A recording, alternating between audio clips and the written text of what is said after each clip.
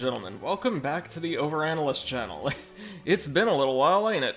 I apologize for the lag or lull in the action between our last stream, which saw our first attempts at these last stages, and this one, but boy oh boy has it been a week. Hey MC, how you doing, man? I hope your week's been fantastic. Mine's been interesting.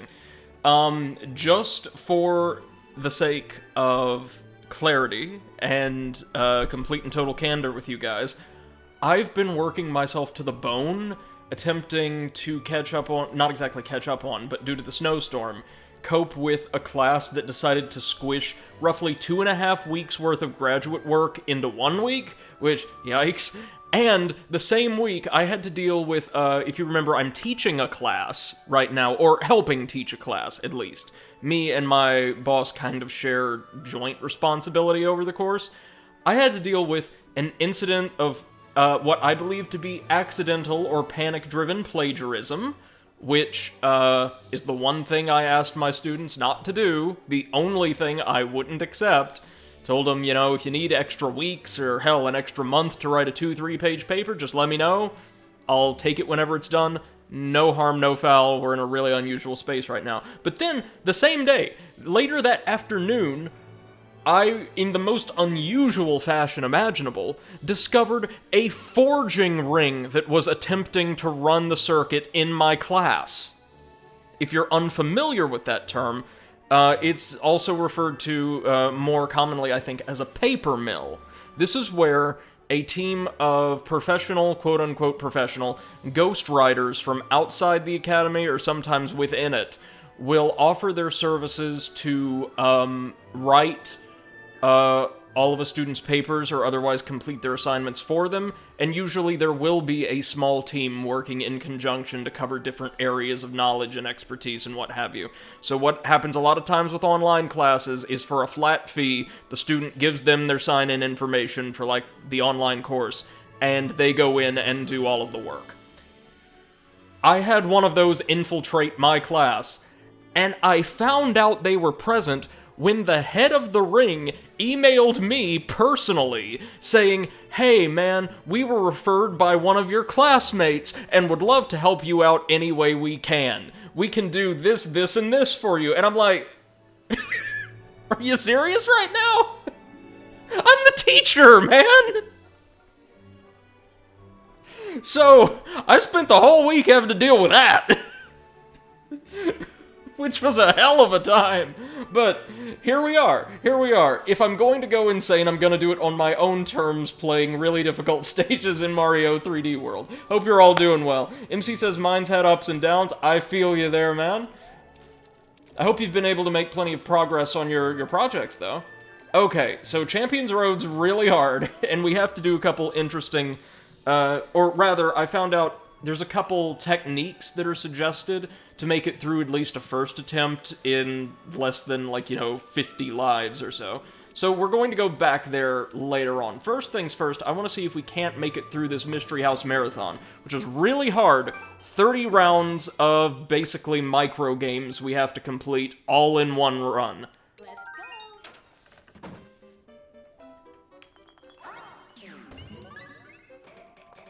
Okay, this is just the Koopas. That's fine. Nothing wrong with Koopas. We can handle Koopas. This is just a very simple platforming course. Again, nothing yours truly can't handle. Now, hold on, let me see. Oh! Princess Rosalina is not an exact copy of Princess Peach plus the spin. She doesn't hover in midair like Peach did. Oh, MC says we have a troll on our Discord server? Okay. We discovered today he has been around a lot more places angering other communities. That person is bringing us together at the cost of being a terrible person. So, like, past 1 year of constant trolling. Oh man, I'm so sorry to hear that. I'm fortunate enough I've not had to deal with anything like that yet, but it must just be so draining, like, mentally and emotionally, right?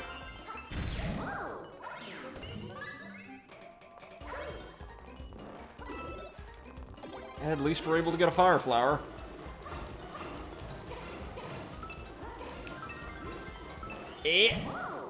Okay, the skating one, or the ice skate stage is the one I'm really concerned about. That one wasn't too bad. The star should be over here, right? Yep. That one's nice and easy and fun. Just get rid of all the Goombas. No big issue there. Yeah. just by a hair's breadth, but we got it.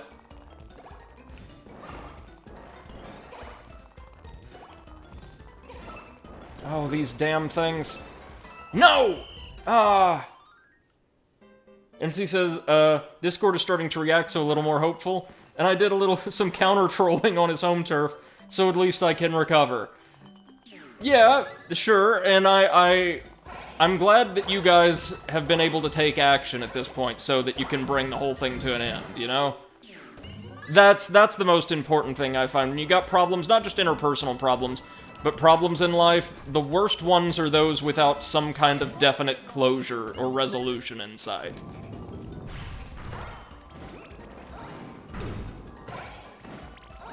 In some absolutely fantastic news, this past week my father received his first dose of the COVID-19 vaccine and has had, like, absolutely no side effects or soreness, anything like that whatsoever.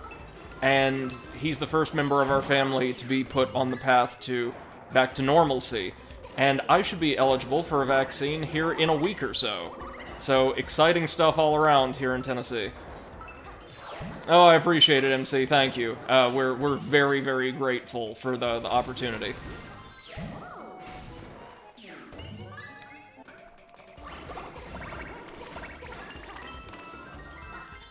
That was a much easier run. Okay.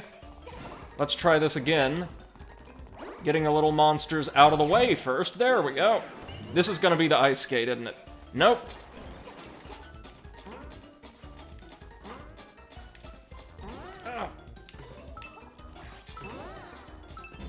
Barely, but got it. Woo! Still not the ice skate. That's alright. God, there's a lot of these. You know, you hear, like, 30 rounds of 10 seconds. That doesn't sound too bad, but then you actually experience it, and it's like, oh my god, that's a lot. Hello, walleye. Next.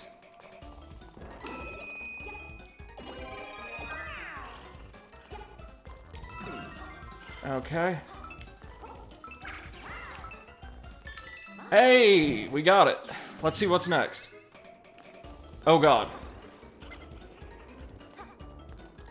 Just, the catsuit climb. We've done this before.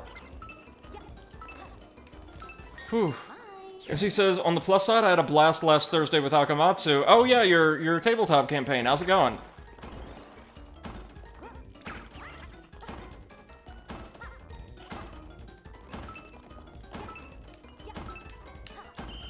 No, no, no, no, no! Ah! Should have just gone up one by one, instead of getting greedy and trying to do it in a subversive manner. That's on me.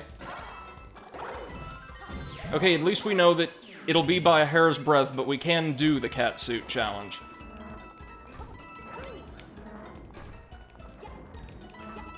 I have a feeling this still isn't going to take us as many tries as Champions Road is, though.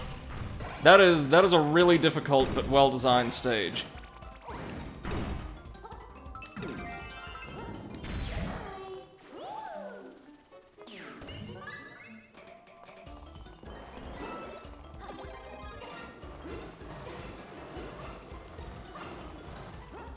There we go. I've got these early ones memorized at this rate.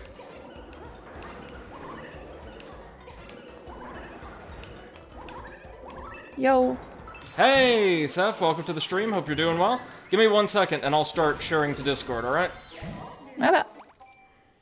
How have you been today? And indeed, these past few days. I am absolutely pooping exhausted. Oh, I feel that. And hey, Potato, welcome to the stream. Thank you. Hello. So glad to have you guys. And thrilled, I will have to share the link later on in the stream when I'm not, like, losing my mind trying to complete in-game challenges. that we have our own website now. That is amazing to see. Yeah! So professional. Yay. Oh yeah, I know. Did you see how I made it for the podcast, like with the Yes! timeline and everything? It's amazing! Oh, So well done. I was so proud of myself for that one. And the viewer testimonials, those are great. Oh yeah, yeah, of course. You always need those. That's how you know you have a good product. And absolutely all of them are insults. Oh yeah. Except Of mine, course, which is just that's how we do it. mine is just a very honest description of what Blighttown is like, but Oh yeah, that was from Blighttown. I kind of forgot like where we got that quote from. I wasn't sure if I wanted to put that one or the one when you described your style as what was it? Roadkill in a Goblin. suit? Oh, Yeah, Roadkill Goblin cosplaying as an authority figure. I'm quite fond of that. MC says, "Hey, Seth, Potato, how was the Zoom? It was a Zoom presentation, actually, not an interview, and I think she killed it." Aw, thank you. Well, I did kill myself. I mean, you know. If you wanna check it out, I can share the link in Brady's channel. Ooh, yes, please. Because we have a recording, so you can see. We had Renee and Bree from the International Game Development Association, and they were like really helpful with their information.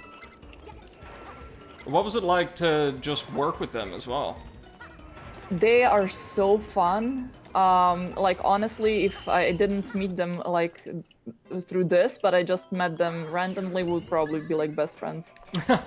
Love hearing that.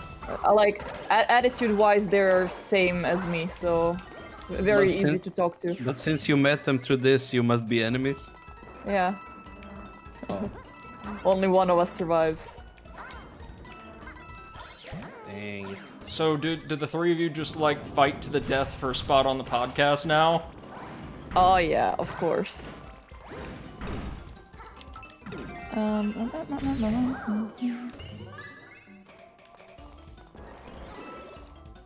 So wait, the three of them have to fight for one spot on the podcast, but both of us get to keep ours because Yeah, of we're course, you're men? professionals. Because we're men. Oh, Actually, because we're the potato. more like because we're just like the chair fillers at this point. We need one actual like the expert and two people to swear and make poop jokes. That's the golden ratio in online entertainment. Yeah. Did you see like the counter that I put also Yes. on the website? Like over 9,000 poop jokes. I probably contributed most of those, and I'm not sorry. I feel like it should be a actual incremental counter where you just press the button every time Brady makes a poop joke, and it updates. That would be nice. MC, I put the link in Brady's Discord so you can check it out whenever you have time. Thank you, If you want to, of course.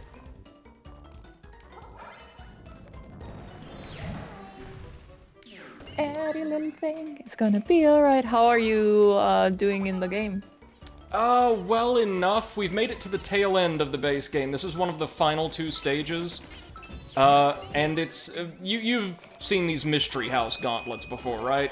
Yeah. It's one of those with 30 rounds you have to complete in one shot, and I'm not gonna do it this time because the timing is so tight. God damn it! 30. The most they've, ever done. Before this, I think, was 10 rounds, and you did not have to complete them all sequentially. Or, sorry, all, consecutively. The game would save your progress at the last stage you completed within a Mystery House Gauntlet, and you'd be able to pick up from there on your next attempt. This, though, no, starting at the very end with these, like, bonus stages, the game just hates you. Which is fair for a platformer like this, to pull out all the stops at the very last second, you know? You know which game I pre-ordered today? I was really happy about it. The Bravely Default 2. Ooh! I've heard lots of good things. Next week, I think. Heard lots of good things about the first game in that series. I played Bravely Second, and it was really good. And also, next week, Crash Bandicoot 4 is coming out, On but I Switch? cannot pre-order it. Yeah, for some reason I just can't pre-order it. No website has a link to do so. It's really weird. That's very strange. I can not find coming it out on. for the No, it is coming out for the Switch, and you can order it on Amazon, but only the American one, not the European. Oh, MC says, I Yeah. saw not quite the Zoom supporter, though. I mean, I'm not either after being trapped in it for, like, most of the past year, but it was well worth it to see, like, Seth's talk. Trust me, it's worth your time. Have you been on the live version of it, or just saw the recording? I saw the recording myself. I okay. couldn't make it because I was too busy ferreting out the paper mill that infiltrated my class. You said so, yeah. Oh wait, And how Brady, you did that didn't go? watch it live? No. Bad mod. Bad mod. Bad mod. I'm sorry, is this a Pooey live stream? No, thank you. Well, considering how many poop jokes you make, it might be a bit pooey. Jesus. Okay, first off, half of them aren't even poop jokes. I'm just describing, like, factual information from the more fecal realms of the internet. Okay, that's... There's a lot of shit out there. Literally. Indeed. But mean, yeah, the the question presentation was amazing. Sorry. Oh, no, I just wanted to say the presentation was really amazing. Like, I thought that I was going to be very, nervous, but to be honest, I was pretty okay. I mean, I think I was pretty okay, I don't know. Oh no, definitely. Like, between the podcast and, like, your professional work, you were more than prepared for that. You know how long it took me to make the presentation and prepare? About 10 to 15 minutes. Yep, there you go. Expert, Like, what'd I tell you? I think Marcus said like that he thought it was very professional, and I was like, no, or was it Shiver? And I was like, yeah, I did it in 15 minutes. Let's see. MC says May 15th has Mass Effect the Legendary Edition released on Steam. Yeah, I'm definitely getting that. It'll be my third time buying the entire trilogy, but my second time buying a collection. It's... The original Mass Effect trilogy is so good up until, like, the last 10 minutes. It's so good. And MC says, we call them backburner jokes. And I'm glad it went well for you, Seth. Oh, thank you very much. It was an amazing presentation, and I personally was so honored just to be privy to the entire formation of it, you know? I mean, without you two helping me make that podcast episode, that thing would never have happened. Like, the entire talk would never have happened, so... Yeah. I think we ought to tackle... You guys are definitely you guys are definitely a big part of it. Thank you, Seth. I think we ought to tackle more serious subjects every so often then, because it... Not only was it clearly more impactful, but it just felt really good to be able to speak some truth to power in that episode. Oh yeah, I got contacted after the podcast by a lot of my, like, people that I haven't heard from in a while, and they were like, oh my god, this was so good, like, I didn't know that gaming had such a big problem with harassment, and Oh, yeah. I was like, you? Oh, god, Yippers. yeah. Pretty sure the only people who don't know gaming has a problem with harassment are the people who don't play games and the ones who harass. Yep.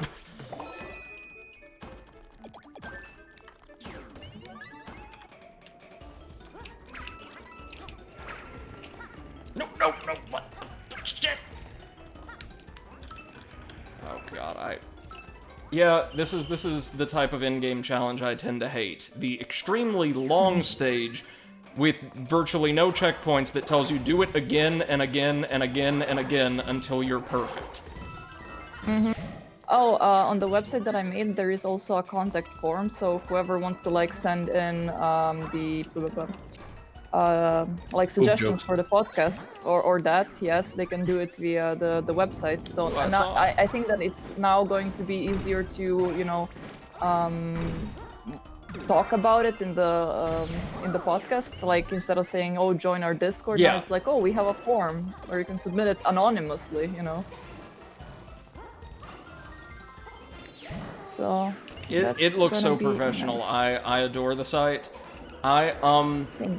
I didn't like send out links or any of that when I was added to like my department's graduate like student slash staff roster. But last night I sent the webpage to just about everyone I know. Like, look how professional this is. I am team now. You are team. You are team and a customer apparently. MCS is talking about harassment in games a form of harassment. Oh yeah, harassing the harassers. Yeah, indeed. Ooh.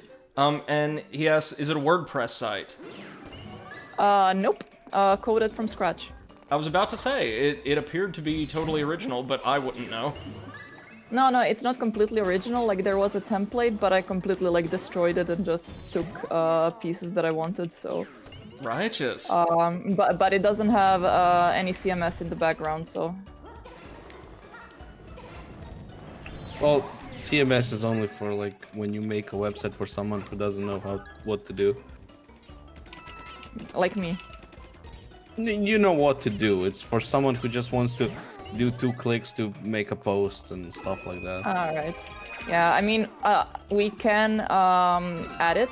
So, like, I do have the option of adding a blog to it and like giving all of us access so we can write blog posts. Okay. But I think that's Or like we can just a write future something thing. and tell you, just post it.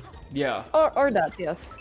We could start publishing, like, written reviews of games we don't necessarily play on stream or things like that. True. True. Oh, I have one written for Cyberpunk. Uh, shit. Oh, I thought it would just I be have- a professional, very lengthy, like, QA-style bug report, followed by 0 out of 10. Yeah, MC is just HTML, CSS, and a little bit of jQuery. So completely standard stack.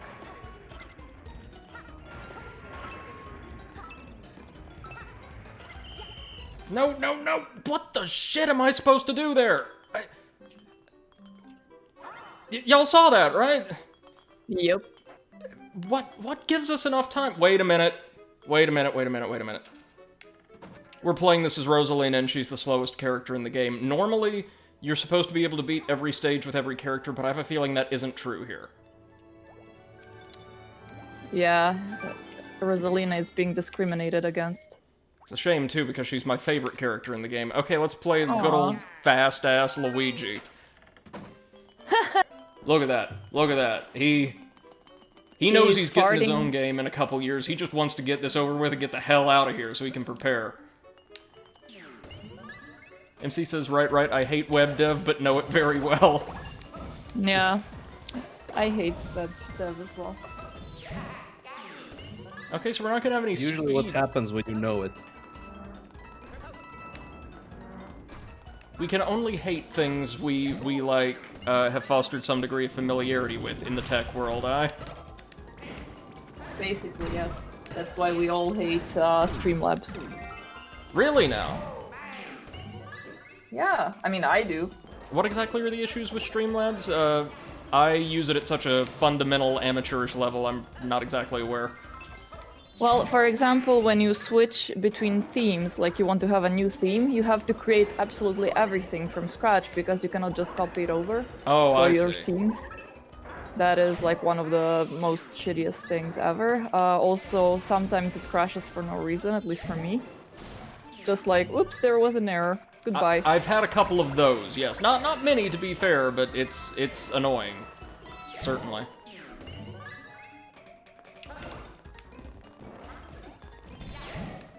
Oh, well done, Luigi. You and your ridiculous speed.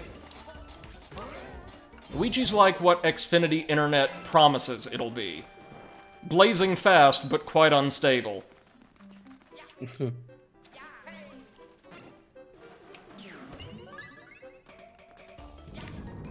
Oh well. Oh, I forgot to. Oh yeah, I'm kind of stuck in the Persona Strikers. Yeah? Like now I'm in some mission where I have to be alone without 3 more of my Party members? wanted to say minions, party members, yes. And I just can't beat it, and it's annoying the hell out of me. Are you, So, like, in the late game, or...? No, I'm maybe like 3 hours in. And, you know, since it's a JRPG, that basically means I'm not even out of the tutorial area. Right. No, I am, but still, it's, No, I know what you mean. Like, very, very early on for a game that probably has, like, a 50-hour runtime or something like that. Alright, Luigi, move that ass. Okay, here we go. Can we do it? You got this, Weege! Ouija! Oh yeah, his jump is so high. My man! Oh, he's kind of cute. Yeah, in no, his, kitty thing. Cat Luigi looks much better than Cat Mario.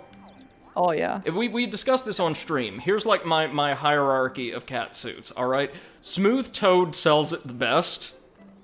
Because, and I mean, I say this as somebody who's not the biggest fan of Toad as a design, he looks like an adorable little mascot for some kind of product. True. Mario's bringing up the very bottom because he's creepy in the cat suit. He looks Yeah, like he's just creepy. your uncle when he's taken down like a bottle and a half of vodka throughout the run of a day and just doesn't care anymore. Above that would probably be Peach. She doesn't sell it that well either. Then Luigi, because here's the thing, Luigi has a developed personality unlike Mario. He's goofy and kind of, Scaredy cat. yeah, spacey enough to where I could believe Luigi would just put on a cat suit in complete and total good faith and just get really into character and run around like this. Yeah. And Princess Rosalina is better than that, is above him, and below Smooth Toad just because Princess Rosalina, best character. MC says, it's more like web dev makes you use tools that sorta work, but never when you need them. I'll believe Or that. the worst thing ever when, you know, it works perfectly fine on all but one browser. For some weird reason. Oh, yeah. Actually, Chromium recently had an update that totally fucked up one of our apps because it wouldn't let you download emails, What? but only in right. only in .eml formats. That .msg was fine. So we had to write a ticket to IBM, and then they wrote a ticket to Google, and then they fixed it among themselves. Oh, good. Oh yeah, because there was no way we could fix it on our side. Ay. So you literally had to go send the sucker halfway around the world for a resolution. Well, it wasn't really our fault. Like No. I know that. On normal browser stuff, you could just you'd get a little pop-up from Google saying this might be dangerous, and you Right. say, "I don't care. Give my computer AIDS," and you download it. And with our app, for some reason, IBM did something. If you get that Just kind a of minute. warning, you don't actually. Sorry, Yeah, one sure. moment. Mm-hmm.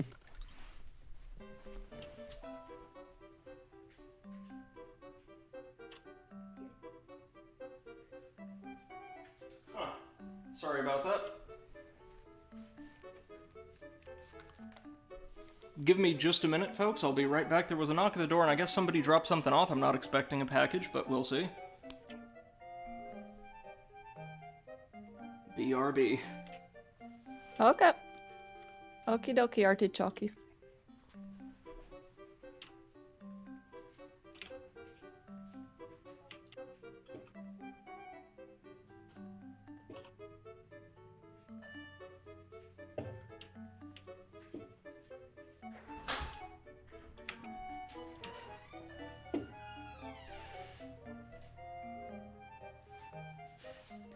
So,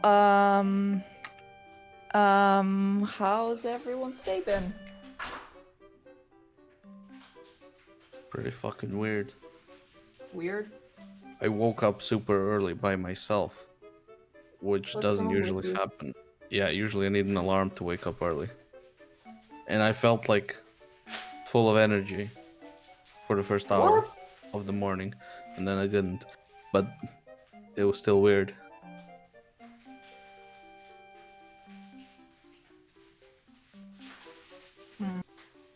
I was like, I woke up and there was sort of like sunlight already in my room, and I was like, oh fuck, did I oversleep through my alarm again? And I look at my phone and it's like 8:20 or something, and I'm like, what the Also, why would you have the alarm during the weekend? What's wrong with you? I don't like to sleep long on the weekends because then I fuck up my sleep schedule for the week. Ah.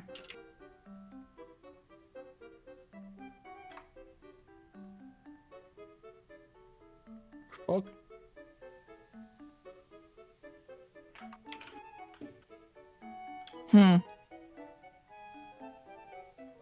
Full of debugging and dealing with a troll on Discord that has been around for more than a year now. Oh, what kind of troll? Was he funny troll or just trolly troll? Forest troll, a bridge troll. Was it like Hugo troll or like the troll in the dungeon?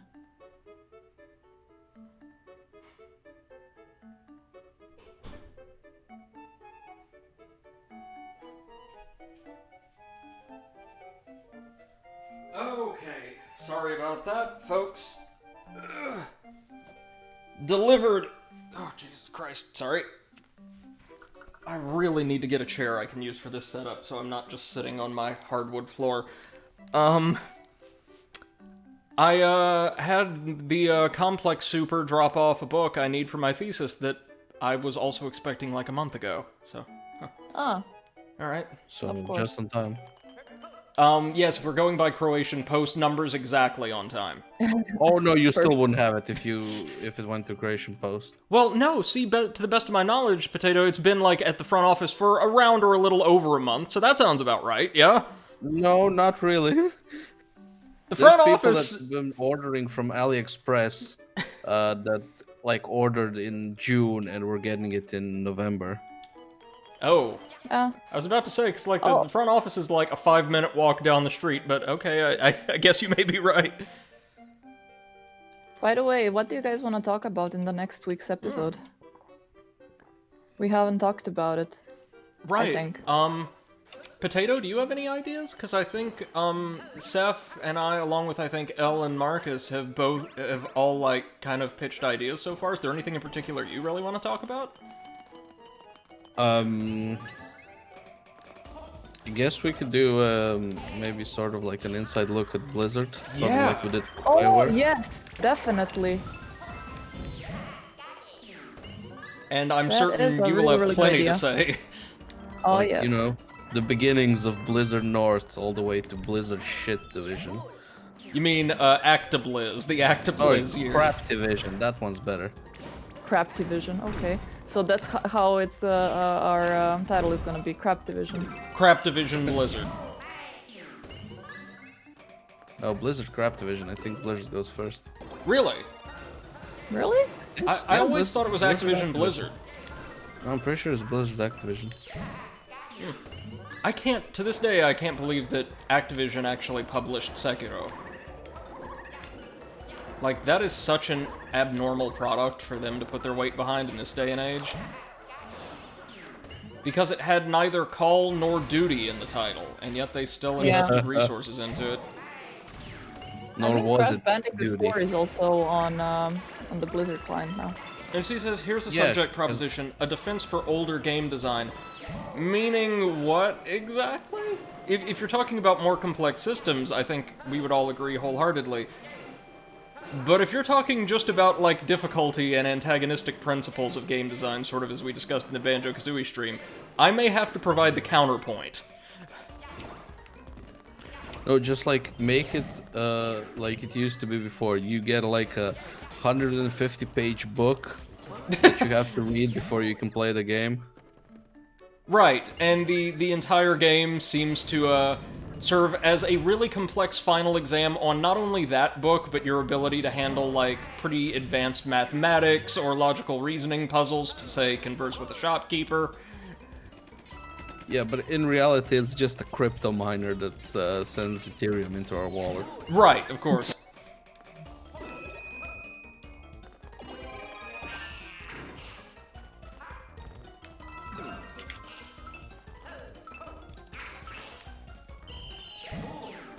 God,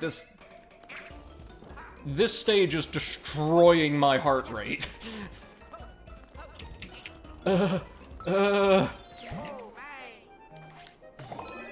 Rock your little green cat suit, Luigi, you magnificent fiend. You sexy bastard. What about, for the next Pokemon title, there's a regional variant? Or like Arceus, there is a predecessor to Persian that is just Luigi in his cat suit. Inexplicably, it evolves from Meowth.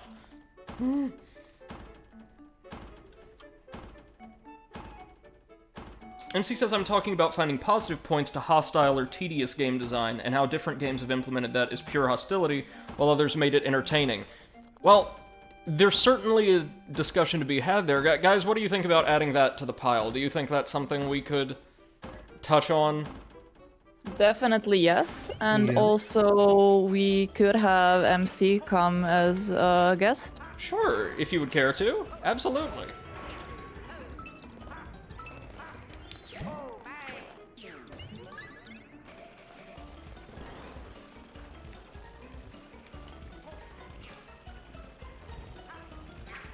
I think it's also important to consider when we think about games like that and the extent to which we may have enjoyed them in relative youth, right? Like, a lot of people have nostalgia for those kinds of games from the 90s and very early 2000s. It's also important to remember the amount of time we had available to just sink into a single video game back then, right? Oh, yeah. Without it feeling like, oh man, there's so many other things I want to play, or things I gotta do, or I want to try out this recipe, or what have you. So hostile game design probably didn't feel as obtrusive as it would to us now. Because what did it matter if we were able to spend dawn till dusk all day on, like, a Saturday playing Baldur's Gate? Like, that's great!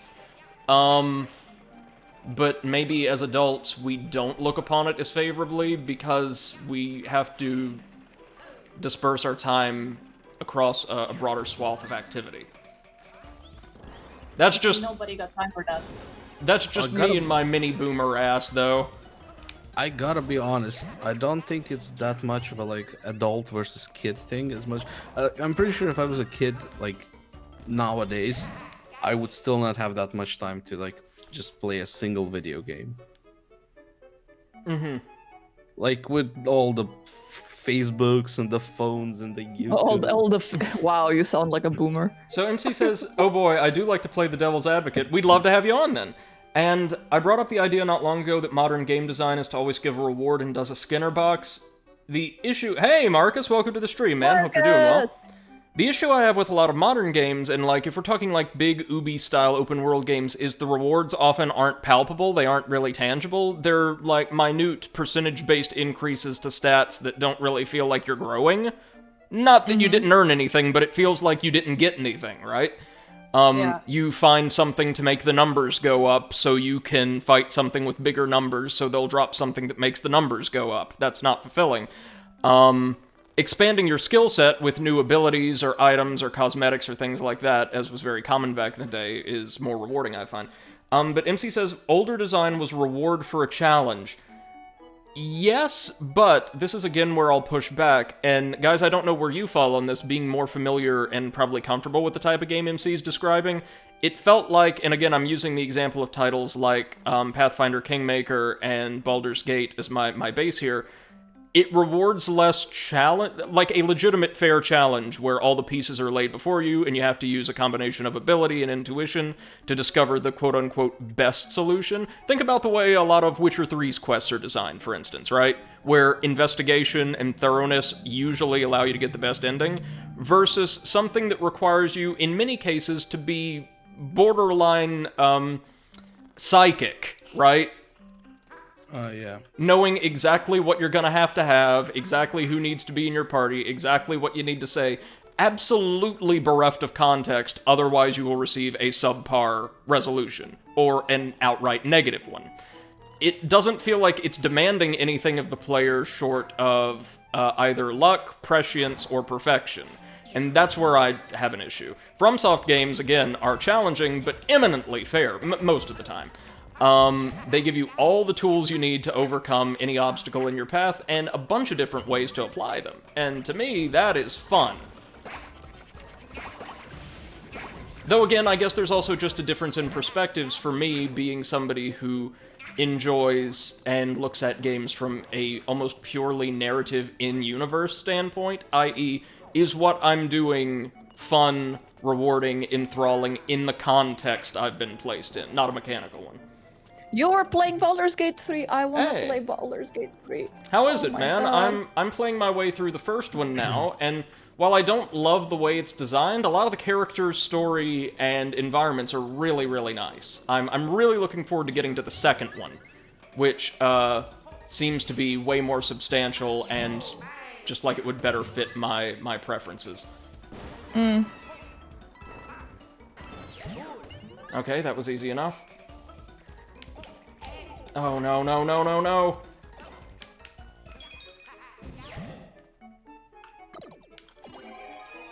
Okay, Luigi. Do this, you sucker.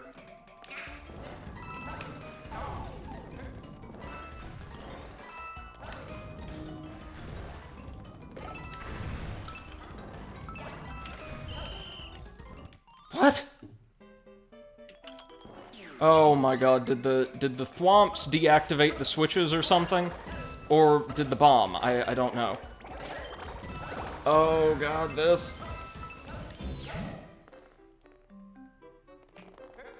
MC says, so the way the challenge is designed is either rewarding or horrible, the latter often being the rightly so used critique of older design. Right, and I find that in the types of games I'm talking about, unfortunately, that type of design is more ubiquitous than the fairer variant that you described. The latter isn't entirely absent, it's just less common to see it pulled off in specific instances of quest or encounter design, and it's often really aggravating. Yeah. I am finishing the sketch today of the three of us as Kodamas on the Kodama Yes.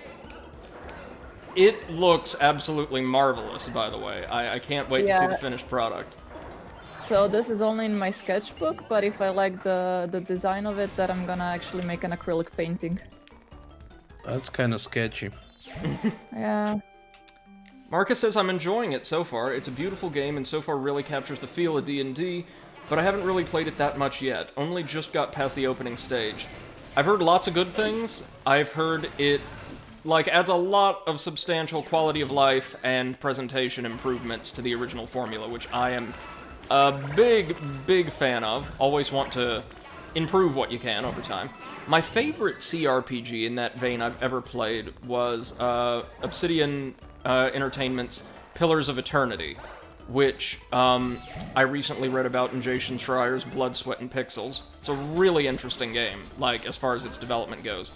And its baseline system was described by one of the lead designers as D&D without the bullshit. By which I assume he meant a lot of systems and mechanics that wouldn't work well for a single-player session. Yeah, it's also hard to completely translate D&D into a computer game. Sure, because you have one player doing the work that would normally be divided up between a very communicative party of, anywhere from 4 to, 6 people, right? It's also a lot of the stuff that a DM needs to do just has to be completely on the fly, just deciding stuff randomly. Which, I mean, you could do some random stuff with a computer, but not as good as a person can Not do. without it feeling totally arbitrary at times. Yeah, but it has to be a limited set of Yes. stuff that can happen. Whereas the DM can just go on the fly and use stuff from previous sessions. Yes, no, you're absolutely right. No matter what kind of learning AI you create, it can't really do stuff like that yet. Well, there's also the fact that, for me at least, the ubiquity of dice roll based mechanics in games like Baldur's Gate, KOTOR, impedes them as single-player experiences, in some regards. Some of the stuff for combat's fine, I think, but, having to pass a dice roll on something like a diplomacy check if you've geared your character to be, really passive and diplomatically focused, as mine usually are in games like that, because I think one of the appeals to that in a tabletop setting is the sense of spontaneity, right? That no matter how well you spec your characters, no matter how well you plan for everything, something without the DM's interference can go wrong or just a little awry, and you then have to improvise to work your way around it. And for a group of friends sitting around a table, that is inherently an opportunity for a great deal of fun, right? Yeah. Oh, it's not just that. Like I've had like stuff where I imagined a puzzle done in one way, or like you might put a difficulty check on an action, but they just explain it so brilliantly Yep. that you're like, I'll allow it because I want to see where this is going. Yes, absolutely. And that's something that just doesn't translate well to a single-player, computer-curated experience. Not at all. Again, Pillars of Eternity handled that problem really well by having most dialogue-based, or I guess text-based, rather, ability checks use a flat rate. If you have a score above threshold X, you can do action Y. If you don't, you can't. And Yeah.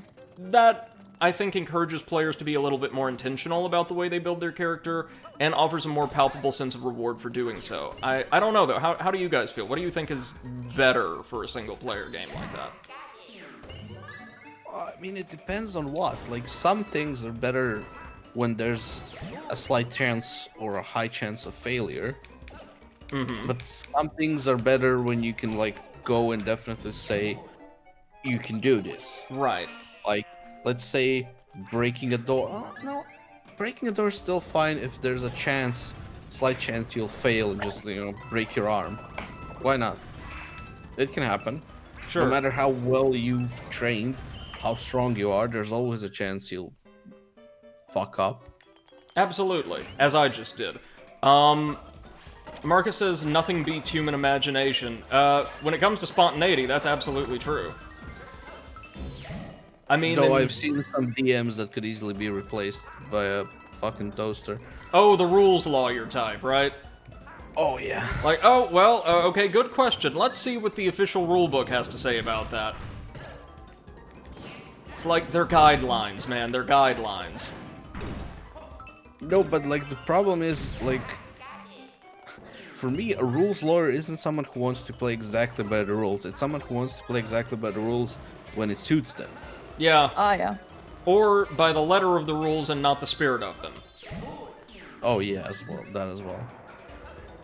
I mean, thanks to DM flexibility, the only tabletop campaign I've ever taken part in at length allowed my character to kill several fairly powerful enemies with a fish.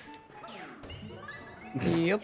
Yeah, but it's not exactly like DM flexibility as such. It's like the book tells you these are guidelines. Make the rules yourself.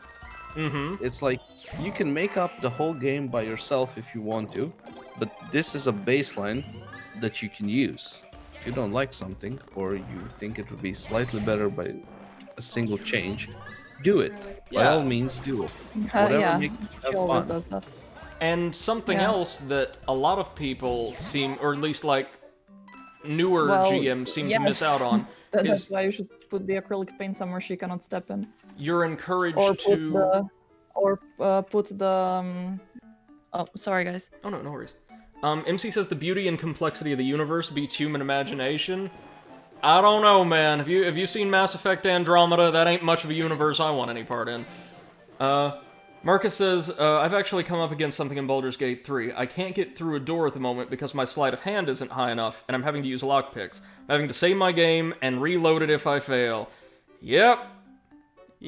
That's exactly what I mean. Randomization ho.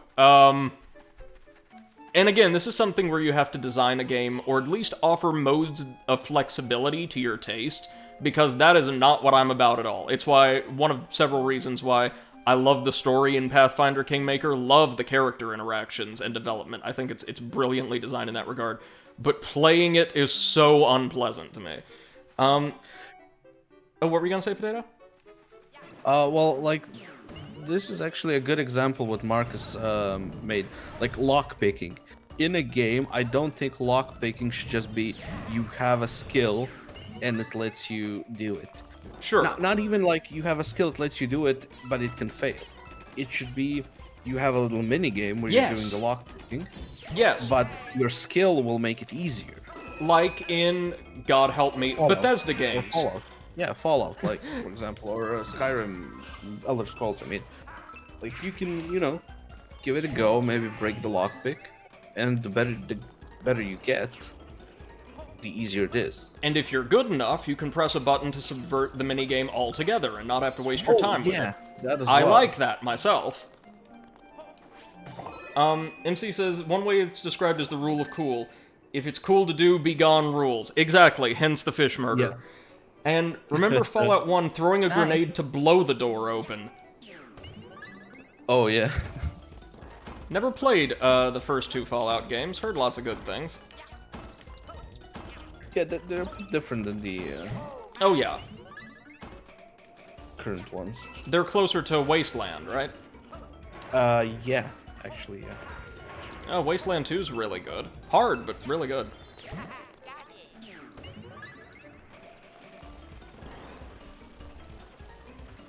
Then again, I mean, my personal experience does not serve as a good barometer of difficulty. Look at what I'm having trouble with right now.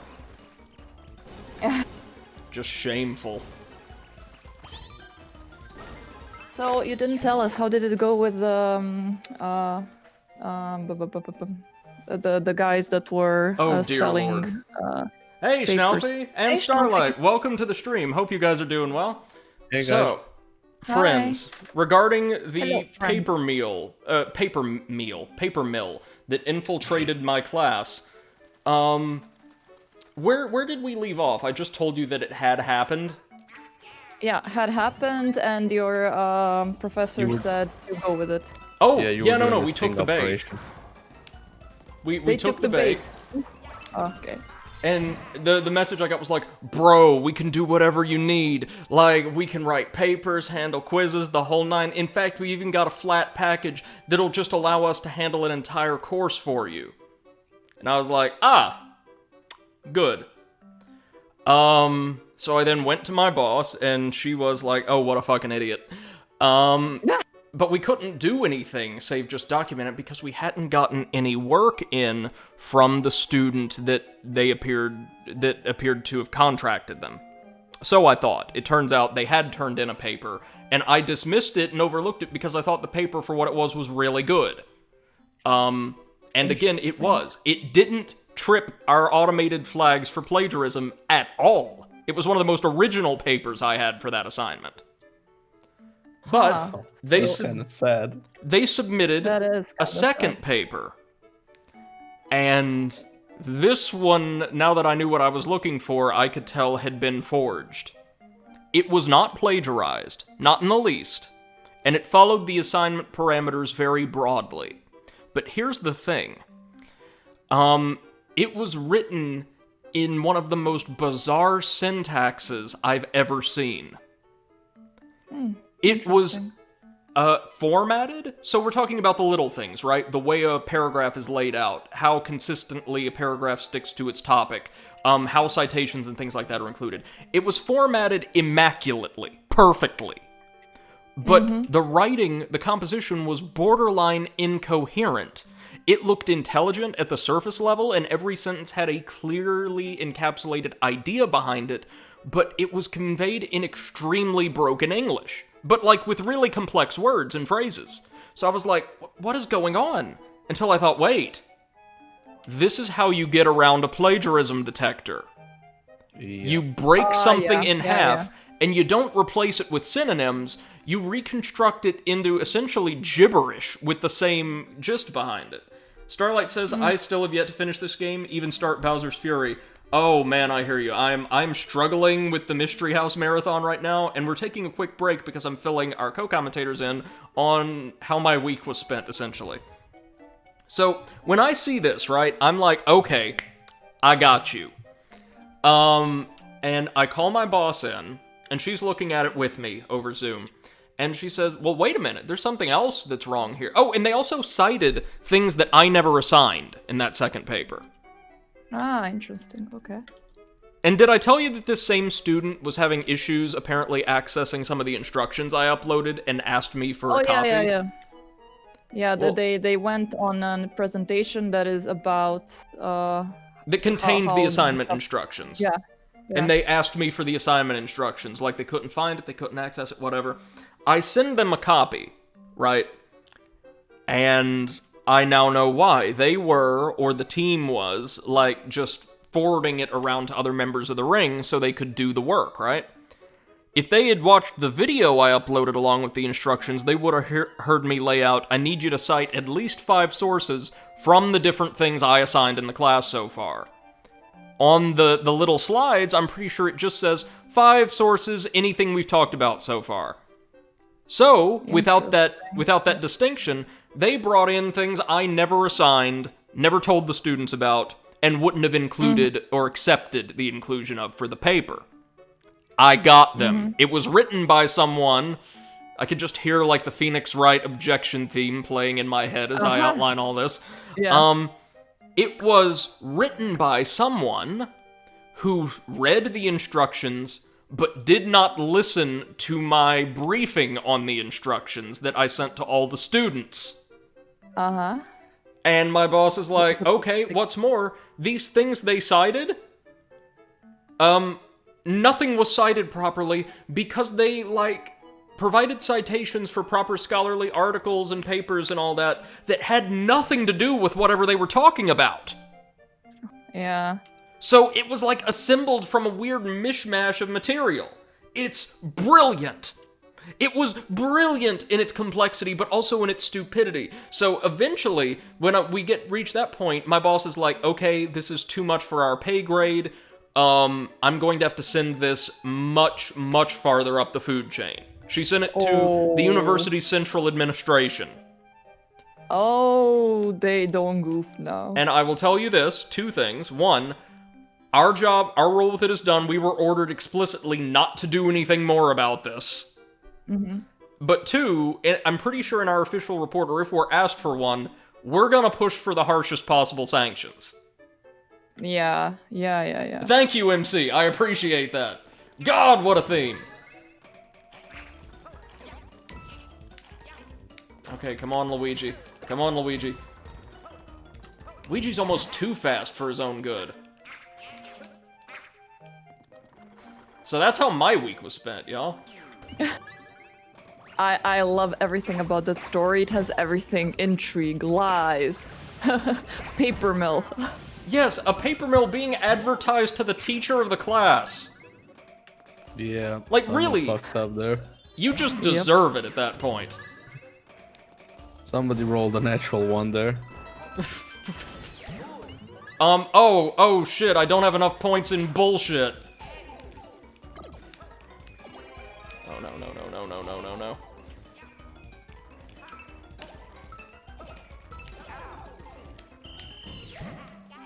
Oh, this is gonna be hard.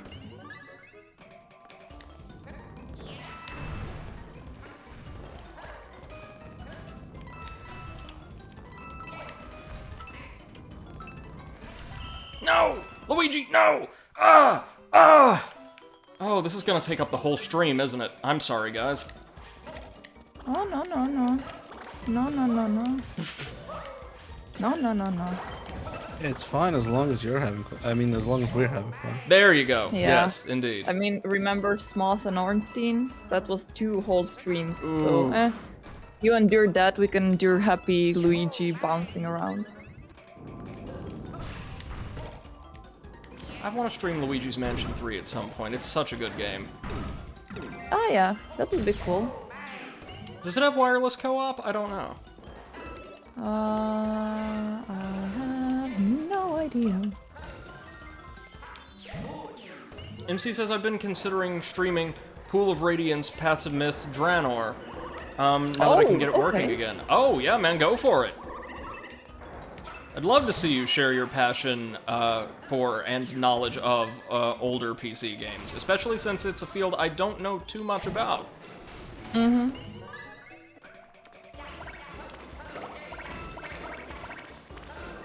I can't wait for Elden Ring or another really good Souls-like to come out, though, so at least I can put on the airs of sophistication once again, instead of just being like, oh, hey, guys, yeah, plumber go brrr.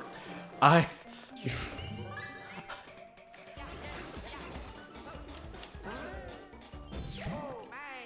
been watching my favorite terrible content creator play through this game, though, and they're having a much worse time than I am, so that's mollifying. Nice. MC says it is one bad game. Oh, I know, you've told me about it before. Hold on. Oh god, one of my feet just fell right the hell asleep. Woo! Woo! Oh no, now you have the ants going on. MC says that used to uninstall the entire OS when trying to uninstall. Nice. What? The game said if you're taking me down, I'm taking your computer with me.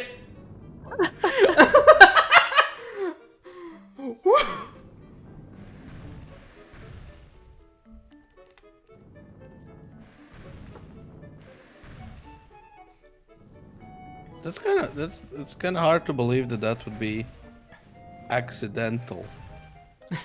That's just malicious. Yeah. Like, It's a oh, malware. you didn't like our game, huh?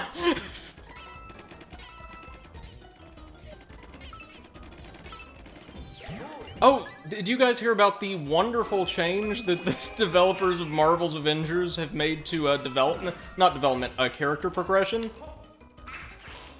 No. Nope.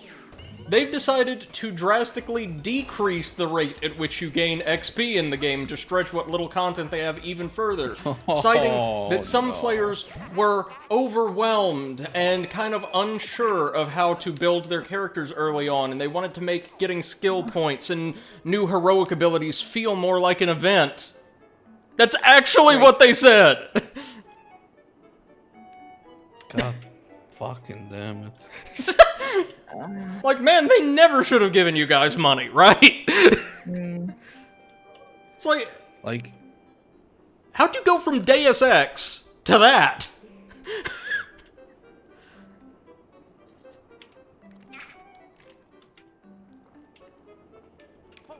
Oh, Potato, what were you gonna say?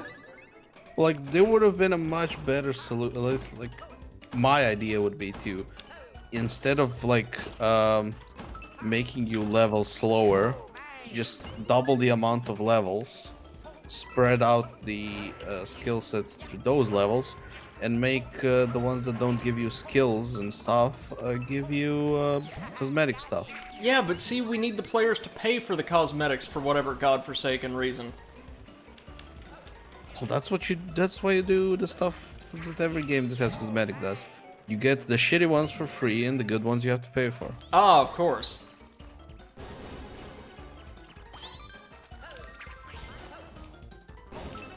Luigi. There we go. Luigi, don't do us like this. Luigi, you always were my favorite. Don't let that change now. Wait, what about Rosalina? No, she's my favorite playable character. Luigi's my favorite member of the traditional Mario crew. He's your favorite Mario brother. Yes, if we're not counting Waluigi, who is just objectively better in every way. And Mario. And everyone else. Mario is not a character, he's Wow. a template. MC says, quote, "The game received lackluster reviews and was plagued with bugs. One major bug would cause a player's system files to uninstall when the game was removed. And at least 1.4 fixes a lot of stuff. It's a bad game, but a fun dungeon crawler." Like so many from back in the day, right?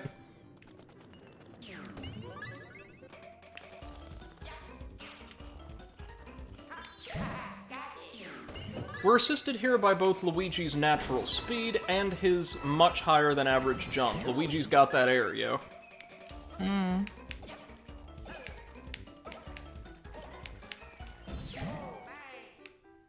Okay, what's next? Is this going to be the one that always gets me? Yep.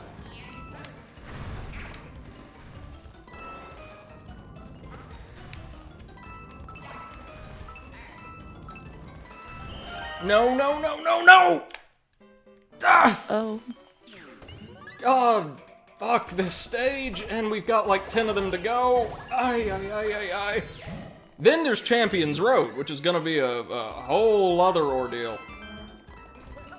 and which I have been all but told to play through as Princess Peach because she has a slightly slower rate of falling from jumps or other airborne activity.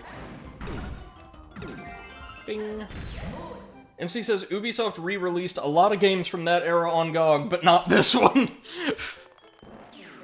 How has GOG been doing amidst the CDPR PR nightmare? CDPR PR. Well, I think, haven't a lot of people been calling them bad PR Red or something like that? Oh, wow. We've not heard anything out of them since, oh, hey, not only is the DLC delayed, but so is, like, a number of hotfixes, and it's all your fault, right? Well, I'd like to think that's a good news. Like, when you look at the Hello Games, how they deal with their shitty game problem. Ooh, man, I got No Man's Sky at launch as well, and man, oh man. Oh, man. Yeah, my principle for No Man's Sky was, like, this sounds cool, but I'm just gonna torrent it to see what it's like, and if it's good, I'm gonna buy it for sure. Smart. And I think I played it for 2 or 3 hours.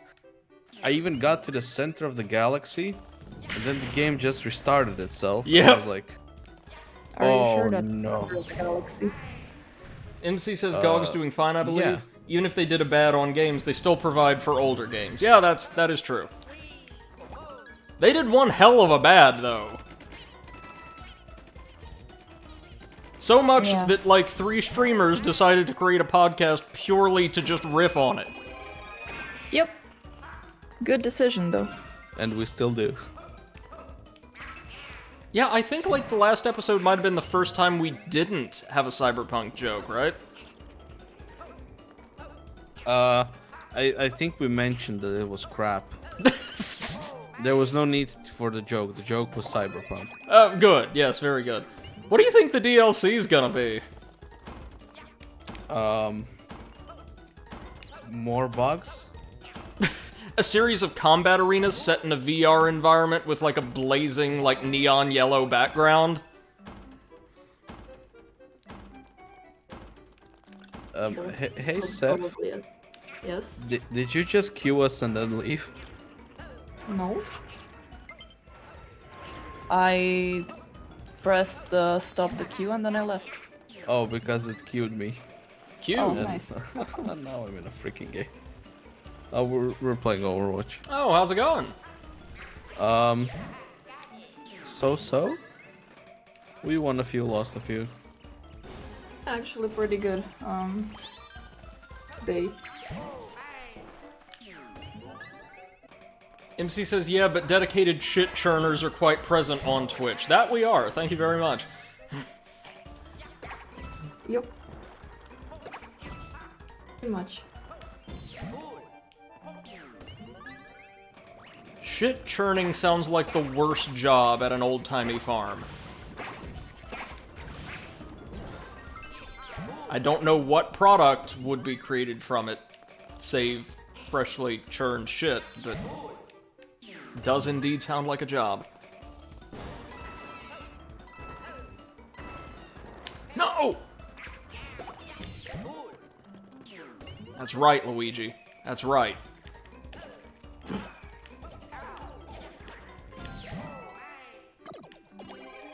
But, I mean, Brady, come on. Freshly churned shit is much better than all that store-bought processed shit. Right. Chemically treated shit. Well, there we go. Good job, Luigi. What's next? Oh, we've got to use the piranha plant to eat the fuzzies, which is a thing you can do in this game that I totally forgot to talk about.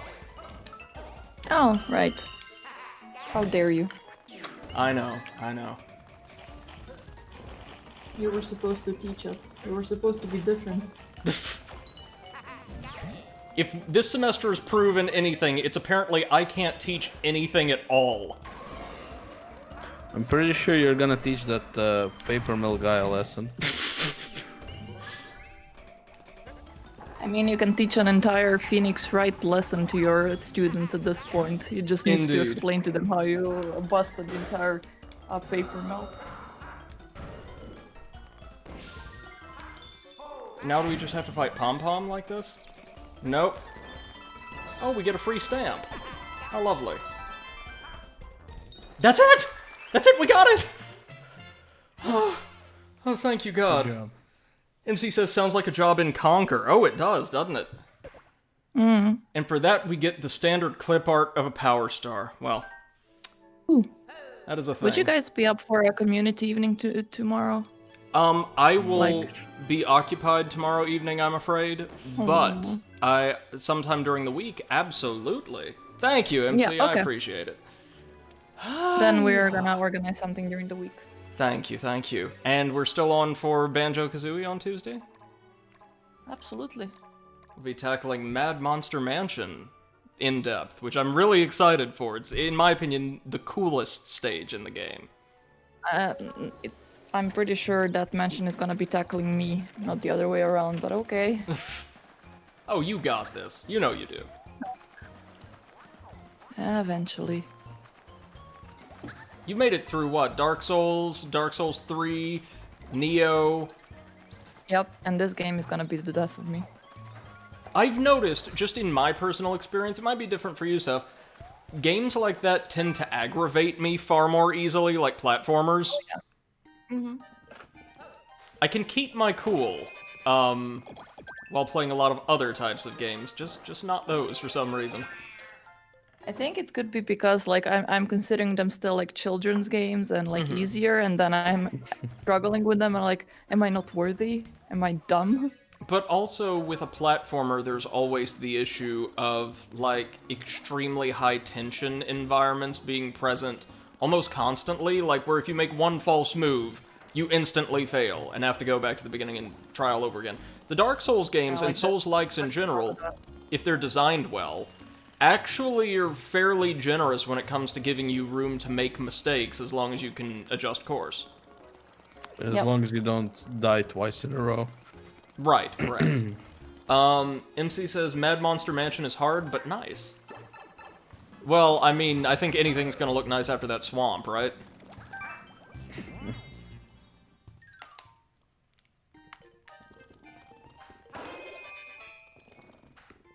What up? Gold.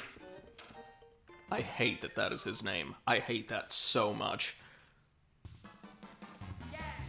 The official names for the toads, or at least the ones that we know of, are just god-awful. Yeah. Gold and Buckenberry. Those are horrible names, period. So- Yes, indeed. Then there's Captain Toad, the, like, standard red toad, which I'm perfectly fine with. Yeah, he's fine. There aren't official names for the green and purple ones, though, so I've decided to christen them Darlington and Lil John, respectively. Much better names. Yeah, I agree. NC says, can't wait for Banjo-Tooie and the button mashing minigame. It's not pure mashing, it's slow and fast mashing and aggravating. Hopefully you've got turbo. I'm sure we have a turbo function, right, Seth? But would we consider that a fair thing to use? I would remind you that Mr. Vile's minigame exists. Oh god, I'm gonna die. No. I guess what I'm trying to demonstrate is the game is not concerned in the least about being fair to us, so... Yeah, true. Trying to get a Tanuki suit, because I've been told that Champion's Road is much easier with one.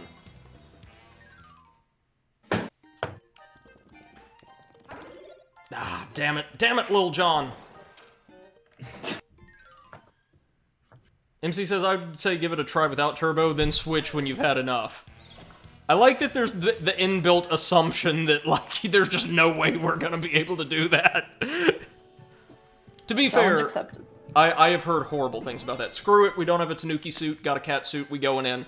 Princess Peach, guide us.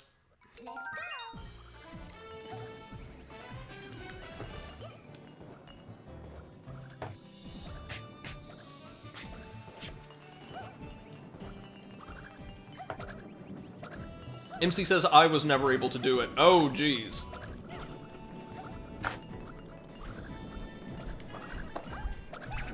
Woo! Okay, so Princess Peach moves really slowly, but is able to hover in midair, just as she was in the Western release of Doki Doki Panic. So she decided not to bother you. After I watched her class,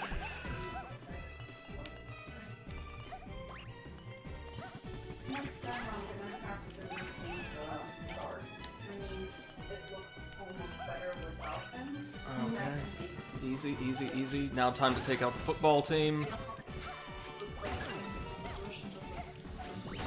Ooh. Like sprayed.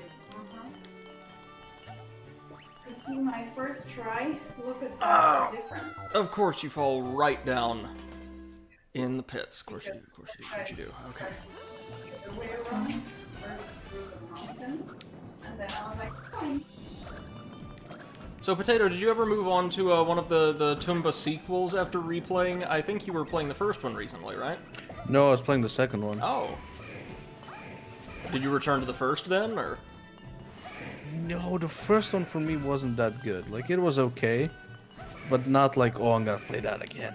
Like a proof of concept, almost. Like, yeah, we want to see this made into a franchise. Yeah, I think the first one also had, like, it had a story, but it wasn't that good. That developed, right, I Or get you. or that well told would maybe be the better, like, description of it. Feels kind of like the distinction people make between, like, say, Klonoa and Klonoa 2. Yeah. God, those are good games, by the way. Also super old.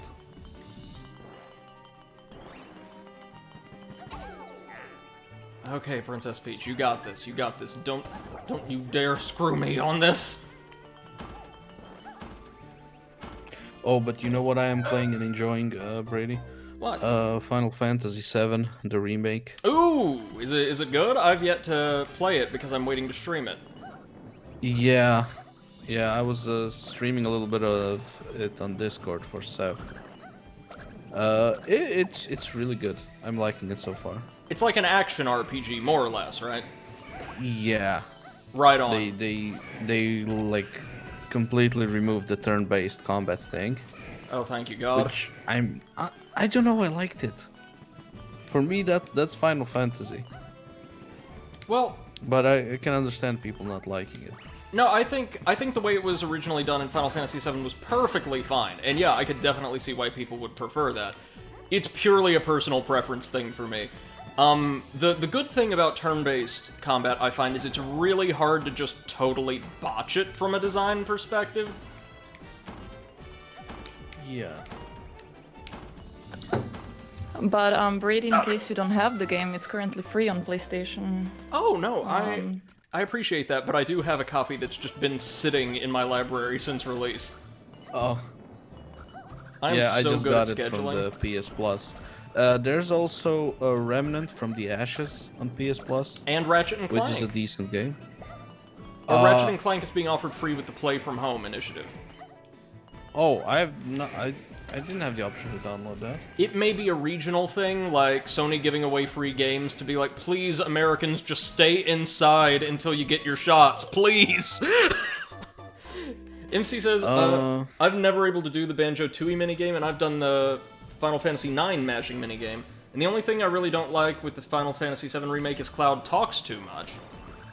Oh yes. It's so weird to hear him talk, considering he's been a silent protagonist in the original. It's like, no, dude, you're supposed to be... Shh, quiet. He was pretty chatty in Kingdom Hearts. Yeah. He didn't have anything of substance to say, like most of the Kingdom Hearts cast, but he said it anyway. Oh yeah, but Brady, that's the old Ratchet and Clank, right? No, the new one, the remake based on the animated film. Yeah, but like 2016. Oh, right? yes. Yeah, I have that one. I actually got that one with the PlayStation. I've heard it's really good. Yeah, it's great. I think it's the first game I played on the PS4. Ooh. And I think I like played it for 3 days just straight until I beat it. Oh, I love that. I believe Tools of Destruction was the first PS3 game I ever played, and I adore that title. Okay. By the way, I posted the finished line art in your art channel. Ah, thank you.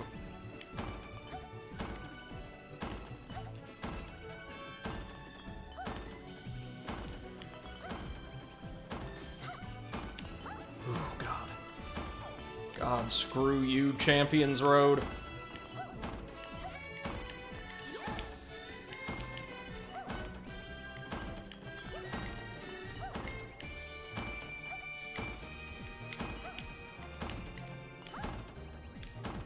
No!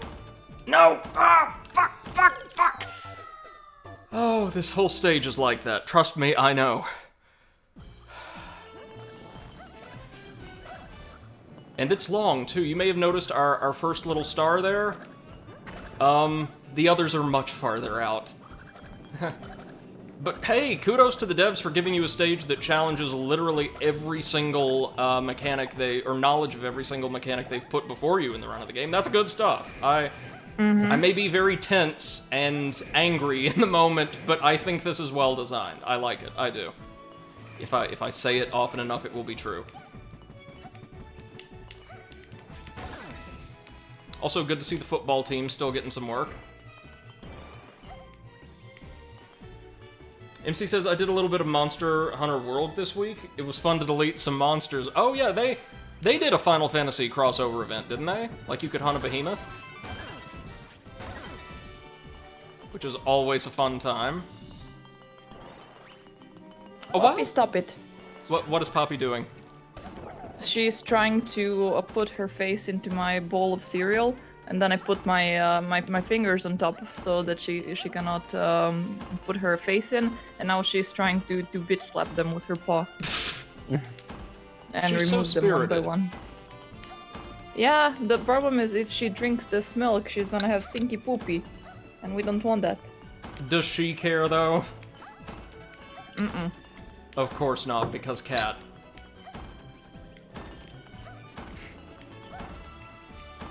There we go! Hey, presto! Now all we have to do is fight off 3 Magicoopers while surrounded by,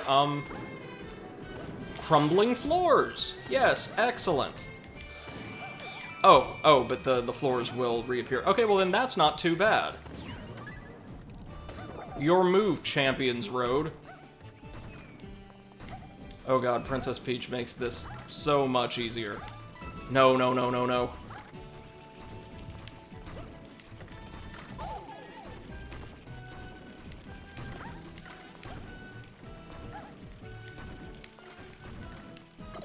Might want to just go ahead and grab our cat suit. Ugh.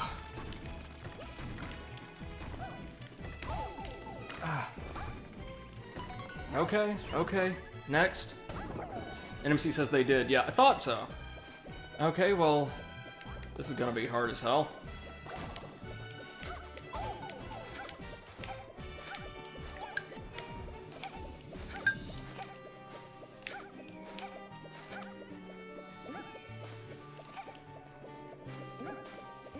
Easy, easy, easy. So I know what we gotta do. We've gotta bounce until we're just below this sucker.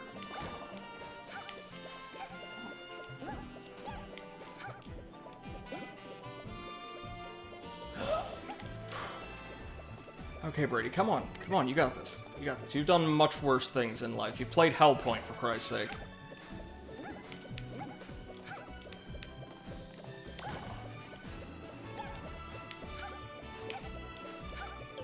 Ah! Fuck! MC says, reminds me of good old Landstalker this level. I've never heard of that game. Either of you guys? Well, we are, No. we need to go back to get more power-ups, and oh my lord, this is a rarity for me. Bordering on TMI, but my controller is just drenched in sweat.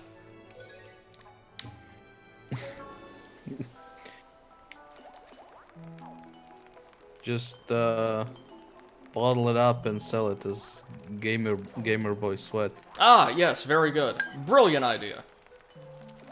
Turn pain into profit. You know, like capitalism does. Yeah, except this would be turning your own pain into your own profit instead of other people's pain. Right. Oh, hey, look at this, though. Way to go, Darlington. Oh, man. Oh, Peach also gets the weird little Tanuki dress that people in chat pointed out to me was, like, the most unflattering design ever. Oh yeah. Woo! Woo! Okay. Sorry, I'm kind of ginned up, but I'm just, like, we're a hair's breadth away from being done with this. MC says Landstalker is a Mega Drive platformer game with 3D isometric view. Oh boy. So now Peach has double the hover.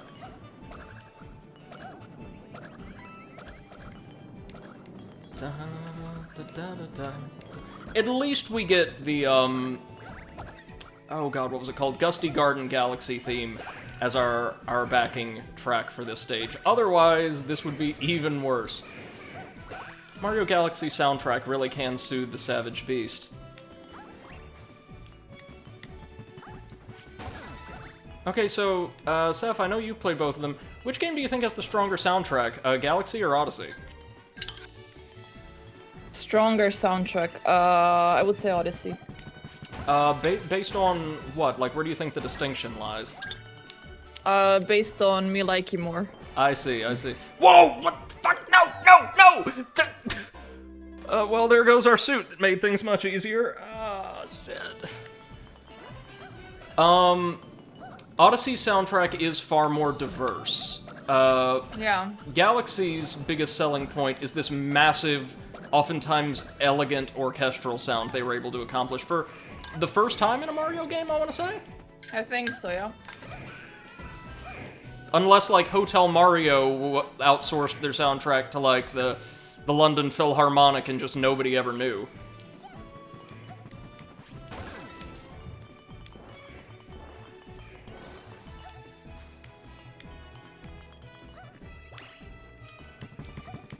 Either of y'all ever play, in any fashion, the, CDI Nintendo games? I'll say this, Zelda's Adventure doesn't look bad. The rest of them look comically bad. Really? Zelda's, you think, doesn't look bad?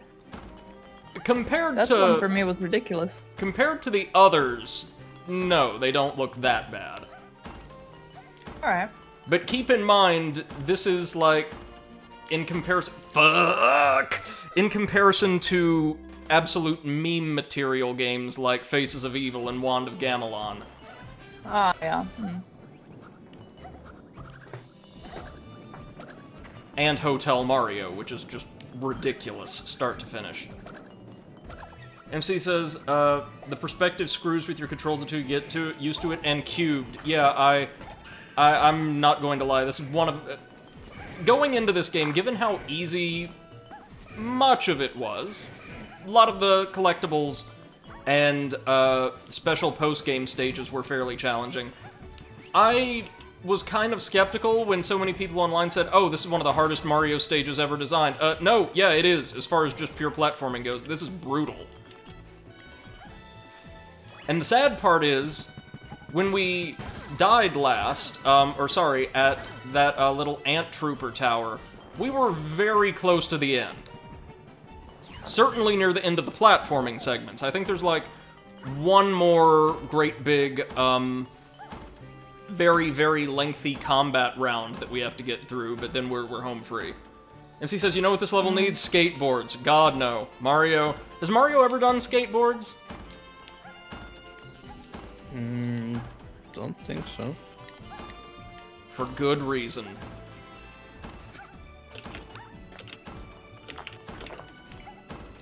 He's played with just about every other type of athletic equipment in the world, though.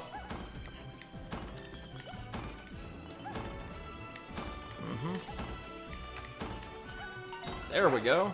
Very good, princess. Hi.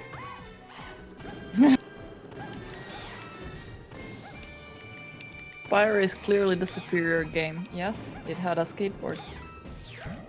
Well, I mean, there was also way more diversity and stuff to do. Seriously, like, Spyro 2 and 3, I think, are better games than this. Spyro 2, and sorry, the first half of Spyro 3. The back half gets a little overburdened with mini games and the like, but it's decent nonetheless.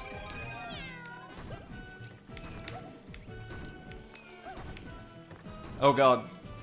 Peach's hover makes this so much easier.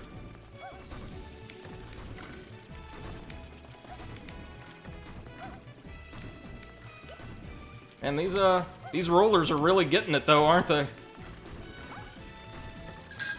Oh my lord.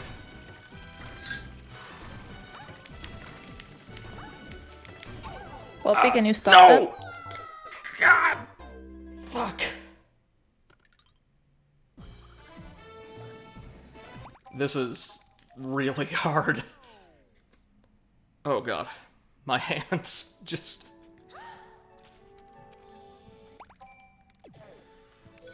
Yeah, this is what we were here for, though. I advertised this stream as such.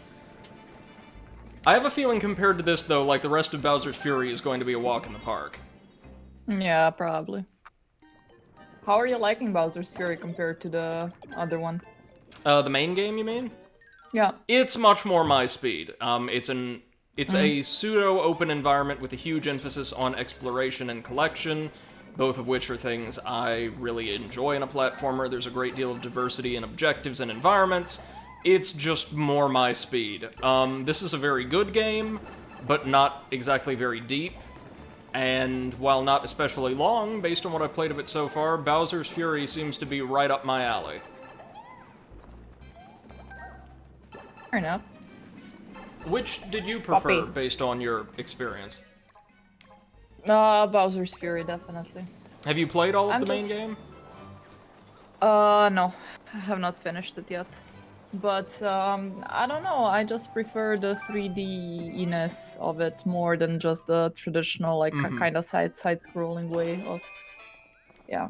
It feels, and I hate to invoke such a word because it does imply a kind of modernist orientation to design, but it feels much more like a game that would be released in the present with all of the capabilities that we have now for making games. This feels like exactly what it says on the tin. The original Super Mario World, which is amazing, translated to 3D. And that ain't a bad thing to be.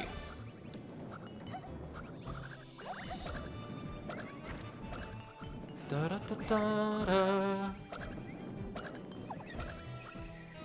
One thing I'll have to do for the website or just for the team at some point is actually get, like, with the assistance of some of my friends, a pseudo-professional, like, music video for a Bakamitai cover. I want to do that for you guys. Oh, yes. That's gonna be awesome. I can't sing mini songs, but apparently the ones I can are just absolute quote-unquote bangers in the YouTube parlance. Tip, tip, tip, tip, tip, tip, tip. Hooah! Yeah, baby!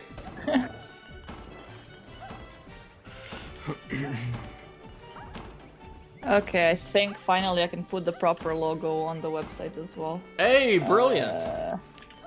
Which also looks gorgeous, by the by. Yeah, it took me like 3 days to like negotiate it with the guy from Fiverr. Mm-hmm. I just noticed I saved the Steph the Overwatch one. God damn it. Upload that like on April Fools. Yeah. MC So says, that one is gonna get saved anyways. well, it's kind of the thing. When you have tools, you try to fit the design to the tools. The other side is building the tools for your vision of a design. I think Nintendo, when they designed this game, clearly had the tools already there. I mean, Nintendo is as much of a well-oiled machine as any developer ever has been, I think.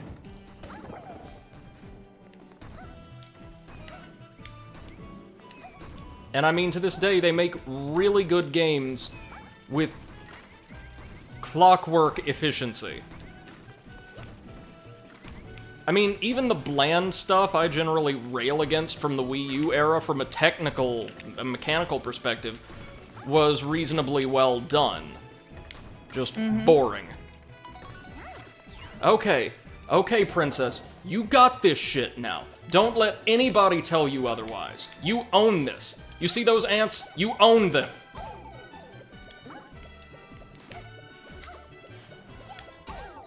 Maybe not, actually. Oh, there we go. Cat suit.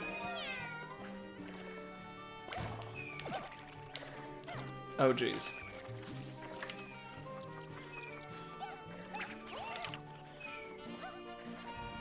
Oh god, here comes the aquatic portion of today's exam. I've been told to follow the white blocks.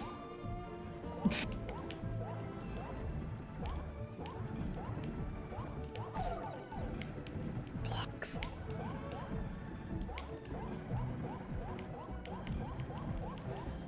Uh-oh. What? Uh-oh. Oh, I saw, for some reason I'm an idiot and I'm watching you on stream instead of on Discord. I just saw you, like, lose your suit. It's okay. It's okay. We can do this one without Is it. Maybe. No! No!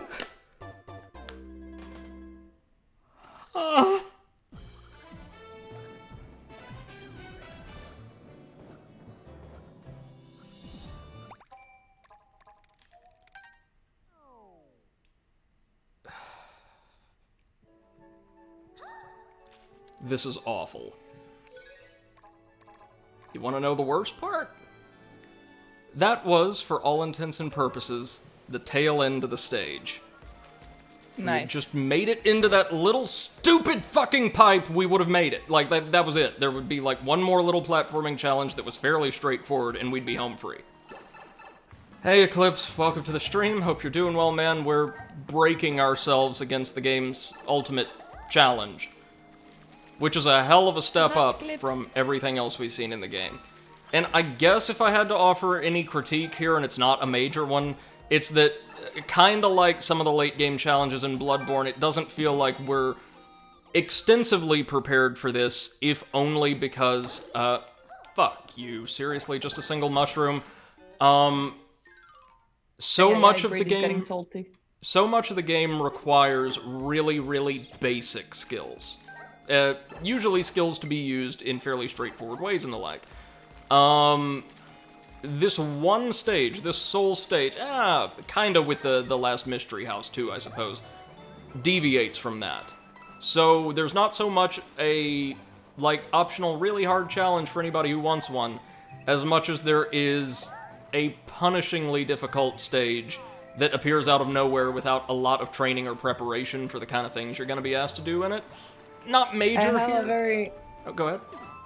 I have a very serious question for you, though. Did you plug in your controller because it's running out of batteries? No, but it's told me so many times I probably should. Hold on. Yeah, I was gonna say, like, it would be really shitty if on the last jump it just disconnects. Oh, Eclipse says, my first day with no caffeine is going like crap, but other than that, I'm good. Oh, sorry to hear that, why man. would you do that to yourself? It's rough. I mean, it can actually be pretty good for you if you can hold on for long enough to just, like, completely get it out of your system. Completely detox, yeah. Yeah, like, I was feeling pretty good when I was, like, I think I went over a year without any caffeine at all. Hey, good for you, man. Yeah, and then I Coke? just... Relapsed. I relapsed. Yeah, yeah. Viper just shows up at your house with a 6-pack of Mountain Dew.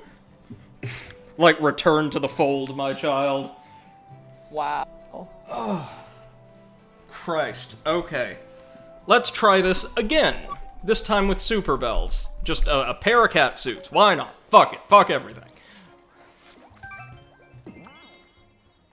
MC says, I do tea to stay awake. Not a fan of coffee. Neither am I, really. When I need, like, a caffeine fix, I usually go for, like, Diet Pepsi.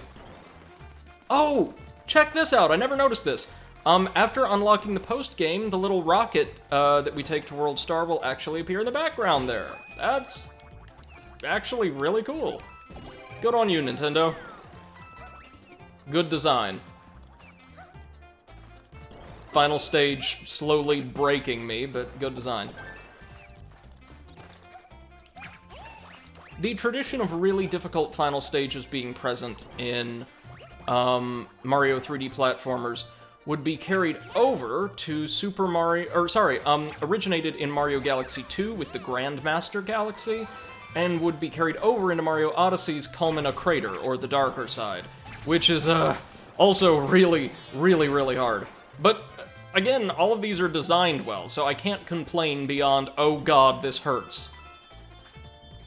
Eclipse says, I don't know why I'm doing it. Just looked at my last bottle of Urn Brew in my possession and just went, I'm gonna try and make you my last for at least a while. It fucking sucks. I know, man. I'm sorry to hear that. But again, really admire your dedication to going without this for a while. That's impressive. MC says, I mostly feel sorry for you. When I do coffee, I go to a specialized bar because coffee from all over the world. Well, remember, some of the very best coffee is apparently brewed with feces. This is true. They have an animal eat it and then poop it out, and then they make coffee with that. I'm not sure. I can't remember which animal it was. It's a type of monkey, I think. Yeah, something like that, I think, yeah. It also featured as, like, the centerpiece of a side quest in Yakuza, because of course it did.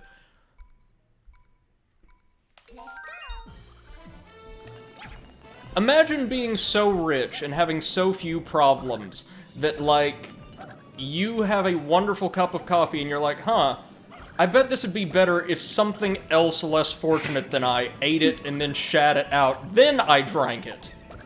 This is something we need to establish an entire industry for, because clearly other people share this concern of mine. Like, what is wrong with you? Also, how did we find out that this worked? Well, somebody was obviously, I wonder if this would taste better if an animal pooped it out of its butt. Or was somebody at, like, a local coffee shop just absolutely livid with the way their order came out, and they were like, man, like, something in the woods could take a shit and it would taste better, and they were like, oh, you want to put money behind that, do you?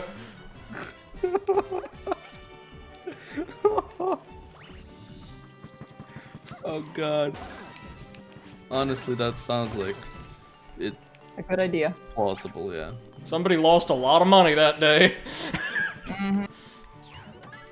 Yep, and MC says, Kopi Luwak, coffee beans plucked from civet's feces. Of course. Because why not? The only time this tastes like shit could be both a literal fair description or even a compliment.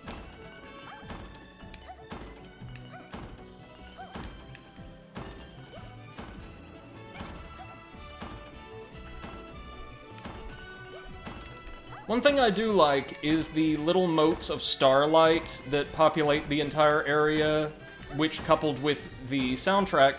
Really? Fuck! I even pressed jump! I don't even know what happened that time. Whatever, fuck it. Gives the stage a somewhat celebratory air, like, hey, even though you're probably never going to get past this, you made it here. You did everything else the game has to offer. Good job, you. MC says, most expensive coffee. Tastes like crap, but at least you paid for it.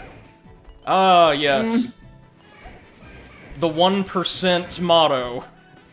It doesn't matter what it is, just what it costs. It's kind of like those apps people are making, like, where it's like $10,000 just for an app, and the app does nothing. It's just there so you can show people that you paid $10,000 for it. Are you kidding me? Oh yeah, there was stuff like that. So, Flexware has become its own, like, tech industry at this point? This was years ago. I don't think it would sell at all anymore. And it didn't sell back then. Like, you couldn't earn a shit ton of money from it. But it was like, the fact that you could actually, like, if you sell it once, it's $10,000 for something you didn't have to do pretty much anything for. it's like you open the app and it's literally just one screen that says something along the lines of you paid $10,000 for this. Does it then suggest, like, You obtaining sucker. professional help? No. MC says, I paid $10K on Kickstarter, so I can't judge? Jeez, man, what for? Wait, in total? In Yeah, total? but you're gonna Or for get one something project? for those 10K, probably. Yeah, that's true. Probably, yes.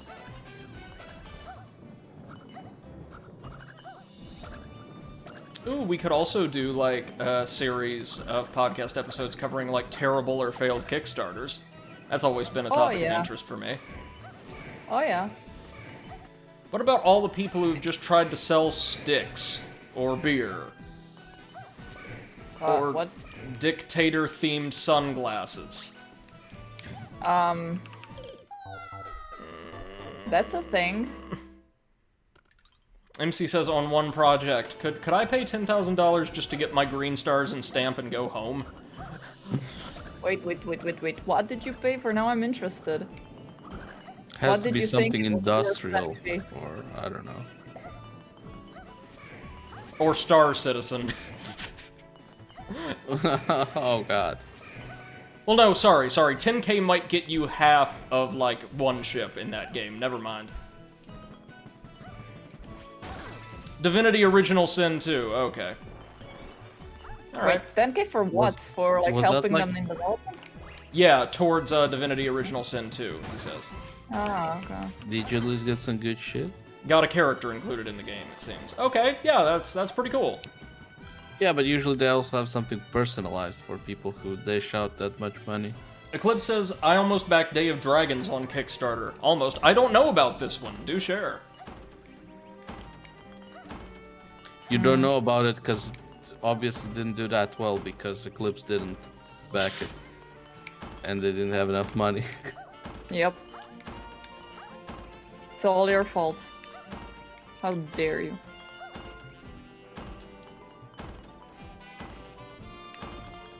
You guys could probably run this stage in your sleep at this point. Yeah, but are we gonna? Nope. That's what the overanalyst is here for. To suffer on your behalf. Exactly. At least you don't have to do squats for it. Oh, that's very true. You don't have to do them yet. Just as soon as I get that tax info, yeah, I probably will have to. How long is that taking? I don't know. Well, Seth, you're well acquainted with my family's rate of progress on certain projects. Yeah, well. It's like, dear God, I never would have thought I'd be the fast worker out of the family, but here we are. Wow. As long as you're not the fast food worker in your family, it's fine. But Not that I'm like shitting Too on late. people who work in fast food. too late, potato. Too late. Technically, those people are lifesavers at like 3 a.m. When when you're you're drunk, out yeah. drinking, and I there's was going to nothing else say, to eat. no, lifesavers are candy, but very Oh, mediocre Haribo. candy. Okay, let's try this again. You stupid fucking wall of water, you goddamn piece of shit. Just slide that ass to the right. Yeah. Just like that. Okay, give me just a second, and that is. What? Oh no, just a second. Okay, can you clip that MC? Because I forgot to join the chat. What? Just the your mumbling. There we go. There we go, Oh, baby. well.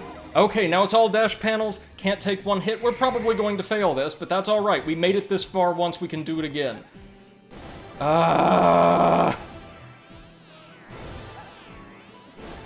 Absolutely.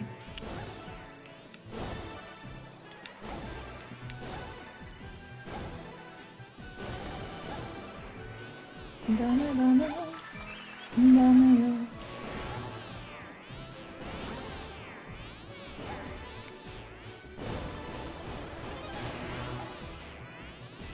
Ah!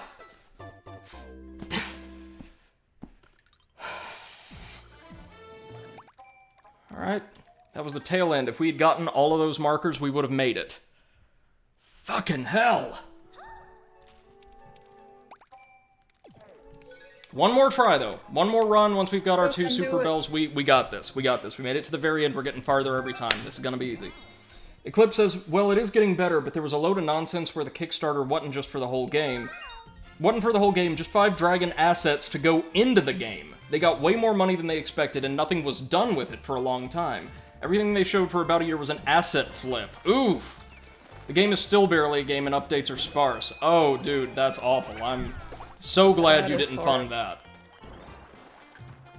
But if you had, maybe there'd be 6 assets just rotting in a file folder somewhere. Yep. See, But you I basically mean, come destroyed on, the you game. can't spell fund without fun. MC says, 10 years of free game. How I got Baldur's Gate 3 for free. Okay, 10 years of free games from the developer. That's cool. That's really cool. Okay, yeah. But Sybilla's not my character, it's one of the party members. It was supposed to be an NPC, but they loved her. That's awesome. Thank you, MC. Thank you very much. Yeah, thanks, man.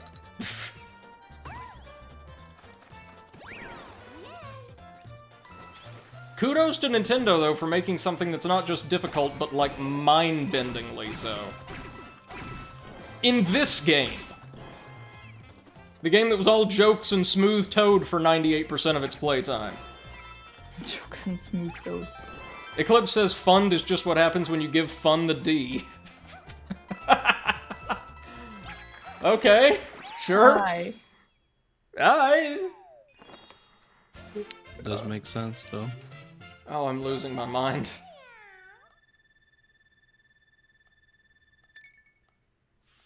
You also get, like, some kind of gold star next to your file name or something like that if you play through every stage with all 5 characters, but we are not doing that. Yeah, fuck that shit. I am honor We're bound. not Gerard. I am honor bound to show you everything, like all of the content in the game. You know, relatively speaking. Not do that. I would do anything for views, but I won't do that. Spotting.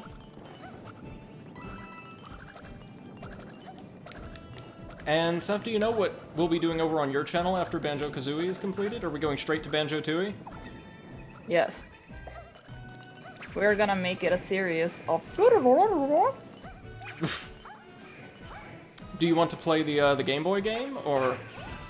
No, I don't think so. I think it's just gonna be Banjo-Kazooie and Banjo-Tooie. That is totally fair. Again, like, I've heard the Game Boy game is good, but not, like, ridiculously so, and Nuts and Bolts is not for everyone. And you know which game I wanted to play after that? Wind Waker. Hey! Yeah. A game I've never beaten, but had a great deal of fun with when I was a kid. I've never Yeah. beaten it either, so... There goes that cat suit. Course, can't have that cat suit when we need it. Goddamn, no. MCSF will you do Conquer after Banjo-Tooie? Ooh. Conquer would be a good idea, actually. We would need all the content warnings in the world, but we could do it. I would basically need bouncers in front of the stream. Ah! Uh-oh.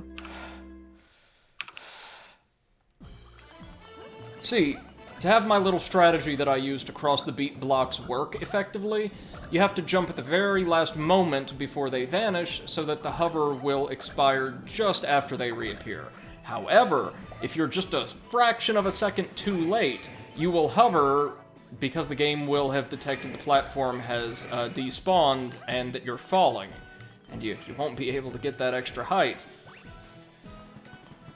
And you'll lose a year off of your life expectancy due to stress. Okay, though. We've got this. Opening stages, could you imagine having to do this with Smooth Toad the way he controls in platforms? Oh, that would be great. Woo! to watch, I mean. Oh yeah, no, definitely. That'd be amazing. He says Brady bad fur day. I've been in quarantine for a year. Every day is bad fur day, thank you. Oh, it was for me until I went to my beautician yesterday. Ooh, and how was that? Painful. Hmm. It was full body waxing. It's Oh, yikes. painful. Yes. Yeah, no, I've had my eyebrows waxed and that was it. That's about as much as I can handle as well. I am a frail, cowardly man. Yeah. And then imagine your private parts being like that. Yeah, that's treated not like that. happening.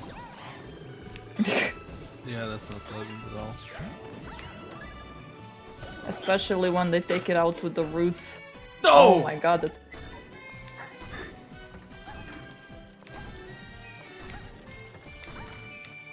My beautician already learned to like sing to me whenever she is pulling, so because I of course start like shouting and then she continues that into a song.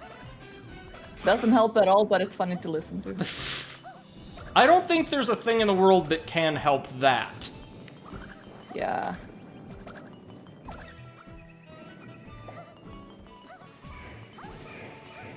I mean, I come from... Or I'm the son of a cosmetologist. I know how painful some procedures can be, some of them firsthand, but yikes. At least it's not like that poor man who tried applying Nair to his crotch or what have you. Yeah. Oh god.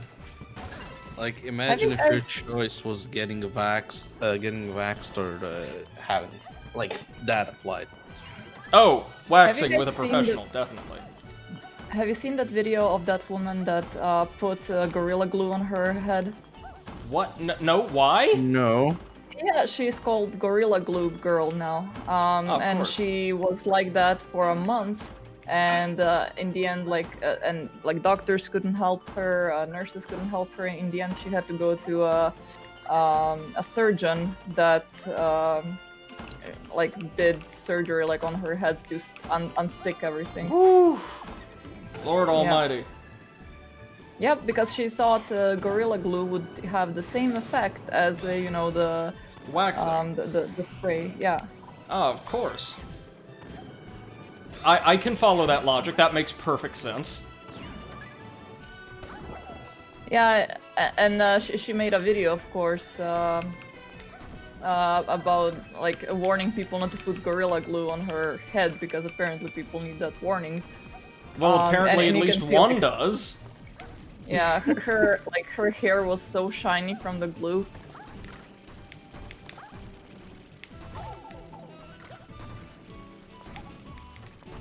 Yeah, that kind of warning is sometimes something along the lines of like peanut butter having a warning that it contains peanuts.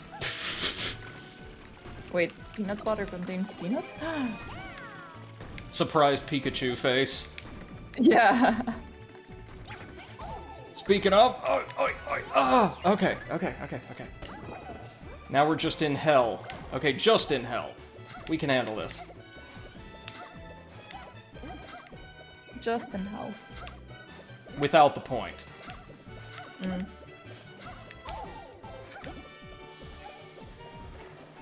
Oh god, we gotta do all this without any additional health again. Oh no. Oh no. Well, we're screwed. But we can have fun seeing just how far we can get. Hold on. And sorry if I'm a bit behind on chat. There are reasons, obviously. Well, MC asked you, how about mud bathing? Never done it, actually. Eclipse says that sounds like a poor decision, and MC says reminds me of Neighbors from Hell. Yeah. Only Oh she did it god, to I herself. love that game. Yeah, me too. Especially the games. laugh of the guy, like every time. Have you played both of them? Yes, I did. Okay. I like the first one better though. Yeah, the second one is cool because it's not as good, but at least they like changed things up so it's not like two identical games. Mm-hmm. The first one was just better. No, fuck! Eclipse says there are reasons like the vanishing platform, spiky balls, Koopa football players, and whatever else is trying to murder you in that moment. Indeed. And MC says I have the original boxes for both games. Oh, nice. Those are pretty old games, I would imagine, yeah?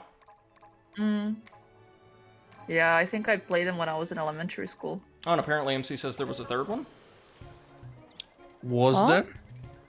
I don't I'm- think so. There was the like the classic one, there was the vacation one, and the third one was never released apart from like a bootleg Russian version, I think. Give me just a moment, friends. I'm gonna grab a drink and be right back. Or maybe you just made my whole week. Let me check.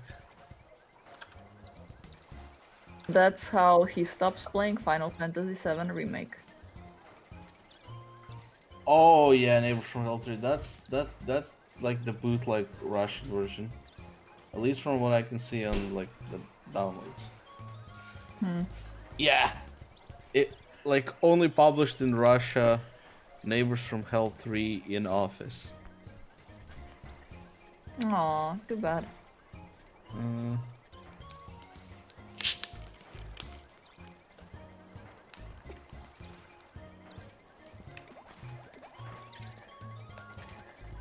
And we're back and semi-hydrated. Good job. Excellent. You need to stay hydrated and Yes. have enough sunshine. You know what? That game didn't have Yeah. any equivalent to this, so... Point Yeah, Mario true. Sunshine. Who am I kidding? This is actually really well designed, and some of Mario Sunshine stages weren't, so... Yeah.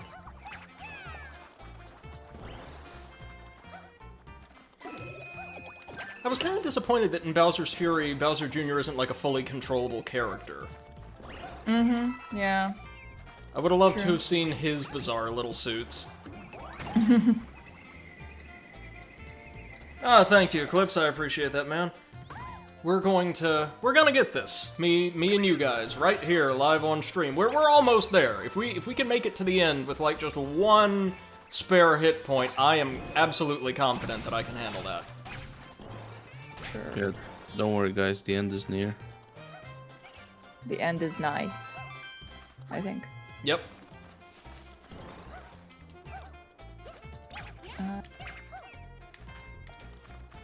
Any news on when Hellpoint's gonna be coming in, Seth?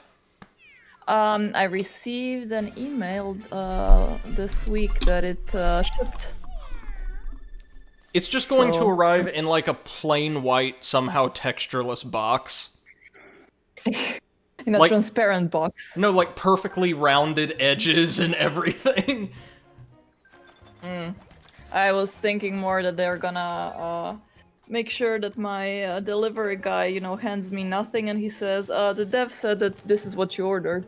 So, Incy says these were Brady's final words he was never heard from again. No, I've got this all planned out. This is a really hard stage, but what I appreciate about it is with the combination of borderline great game-breaking tools we've assembled, it doesn't feel impossible. This is very doable, just very stressful. I actually prefer this to something like Cold Hard Crash, where the game is just trolling you, because again, all of this feels like it's pushing the boundaries as much as it can, but it's very fair. Like, Nintendo is always quite fair with their players, except when it comes to limited time availability of certain games. But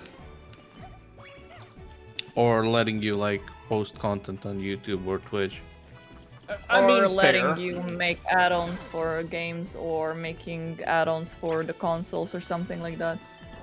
Basically anything. Or just like draw their characters. Or use the music. Okay, we're done. I've seen a stream we? recently, I think it was one of Snapcube streams, Odyssey streams, where somehow, like, just as a joke, they, like, spun out of whole cloth a cheap Mario knockoff called Superb Marcus. And I would love to see that spun off into its own series. Like, we could just create our own internal, like, Nintendo bootleg universe.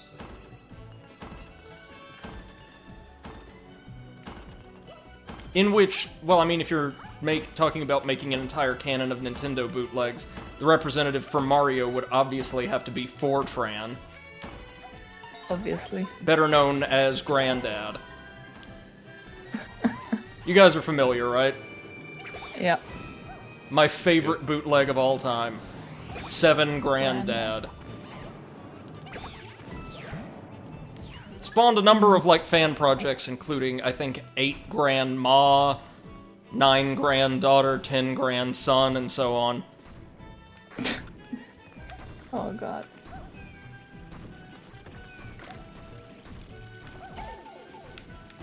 Yeah, we lost our first catsuit, but that's alright. We can rebuild her. Can we? Probably not, no. Sad day. MC says the Nintendo universe. Yes. Somebody get the community on this. The Nintendo. Yeah, I think they would get taken down as well.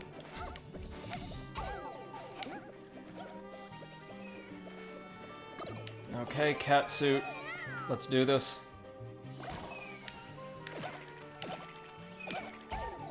Oh, no! No! And we're down to 1 hit point again! God fucking damn it!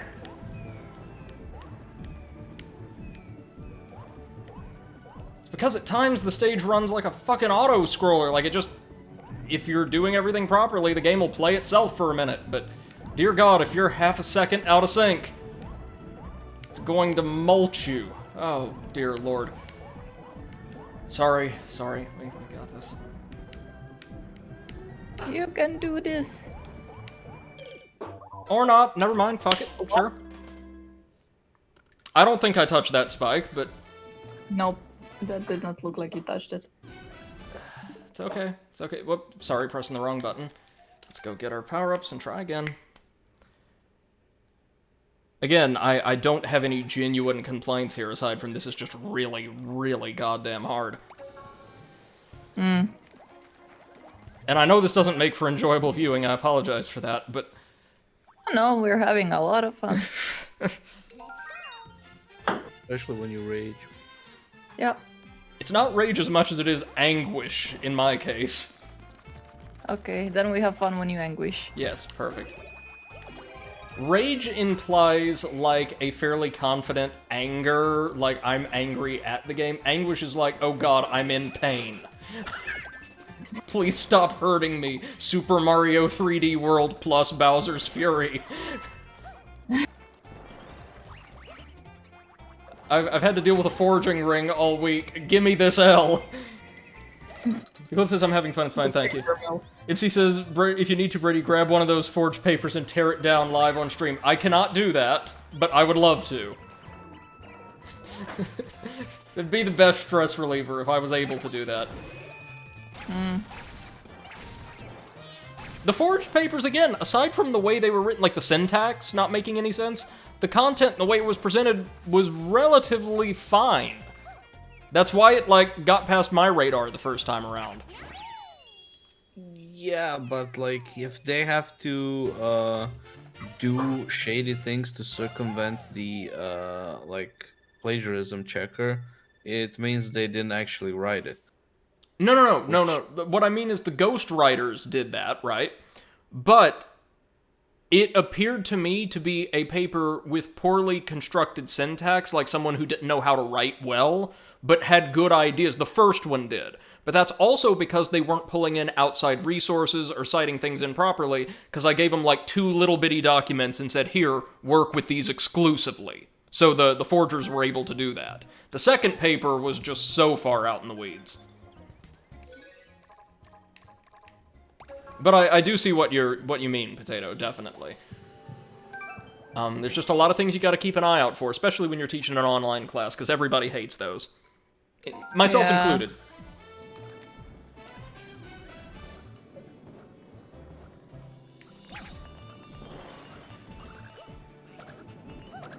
Thank God Princess Peach can hover, eh?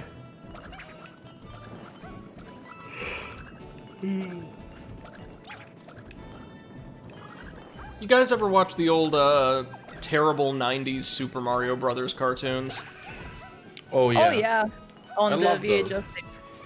Yeah, no, they... Super Mario, Super Mario, Super Mario Bros. That was the song. I watched a ton of the Super Show, the one with Captain Lou Albano as Mario, and here's the thing, it was really badly done, but it was so entertaining. Do you remember the episode where, like, the entire thing was done in really, really bad rap? Yeah. No. Where they travel to Rap Land and have to rescue a bunch of rappers, like Mushroom Kingdom rappers from King Koopa. Or, sorry, like MC Koopa or whatever. Oh god. Yeah! And the entire episode is written in rhyme. Horrible. And I'm pretty sure, like, they didn't even know what they were doing, because if I recall correctly, one of the rappers, quote-unquote, they have to rescue, fuck, is modeled on James Brown. They have to rescue fuck. Okay. Whatever tickles their pickle. It's a very complex procedure. Mountaineering gear is involved.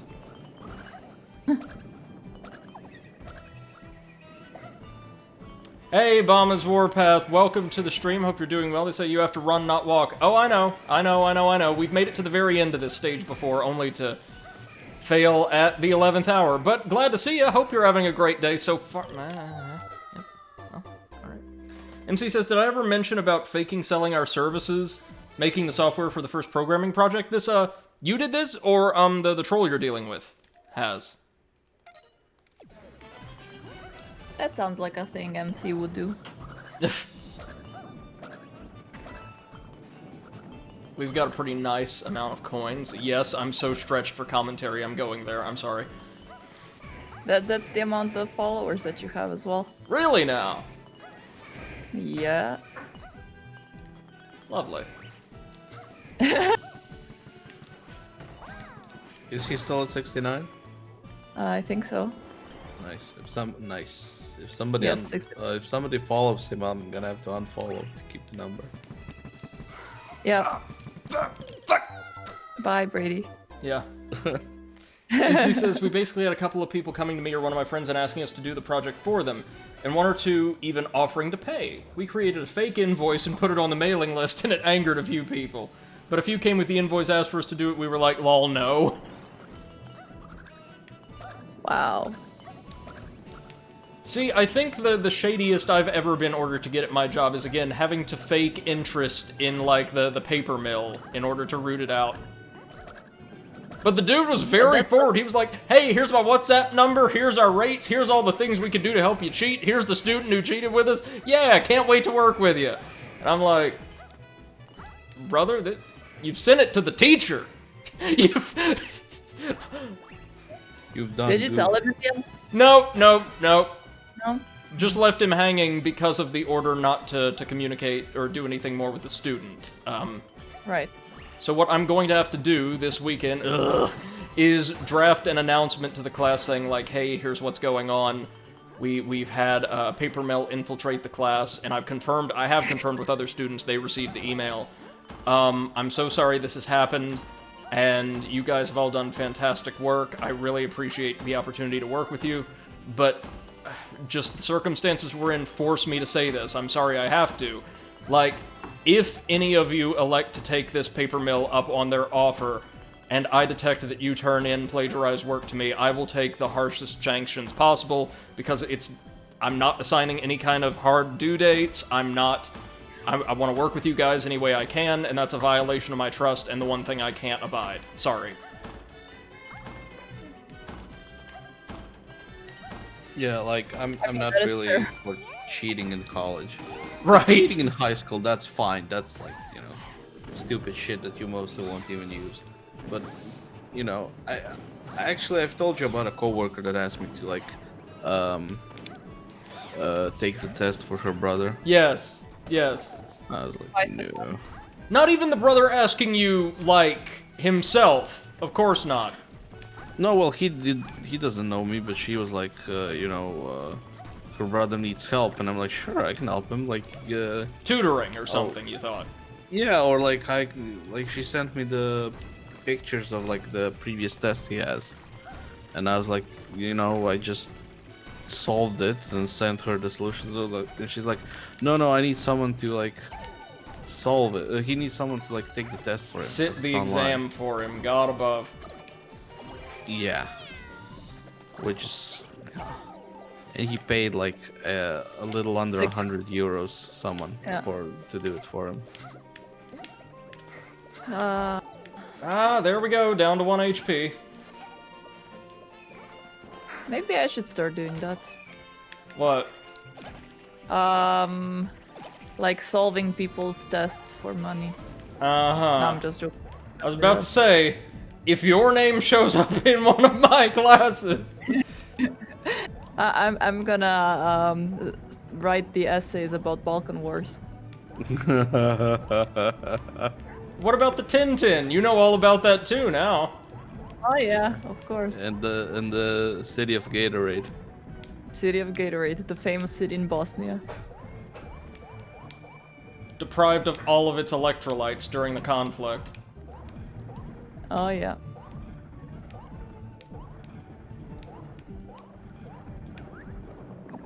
Here we go, let's just flush ourselves. Like this stage.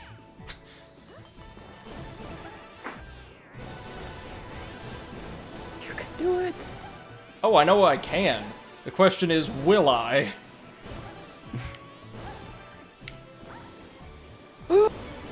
Close.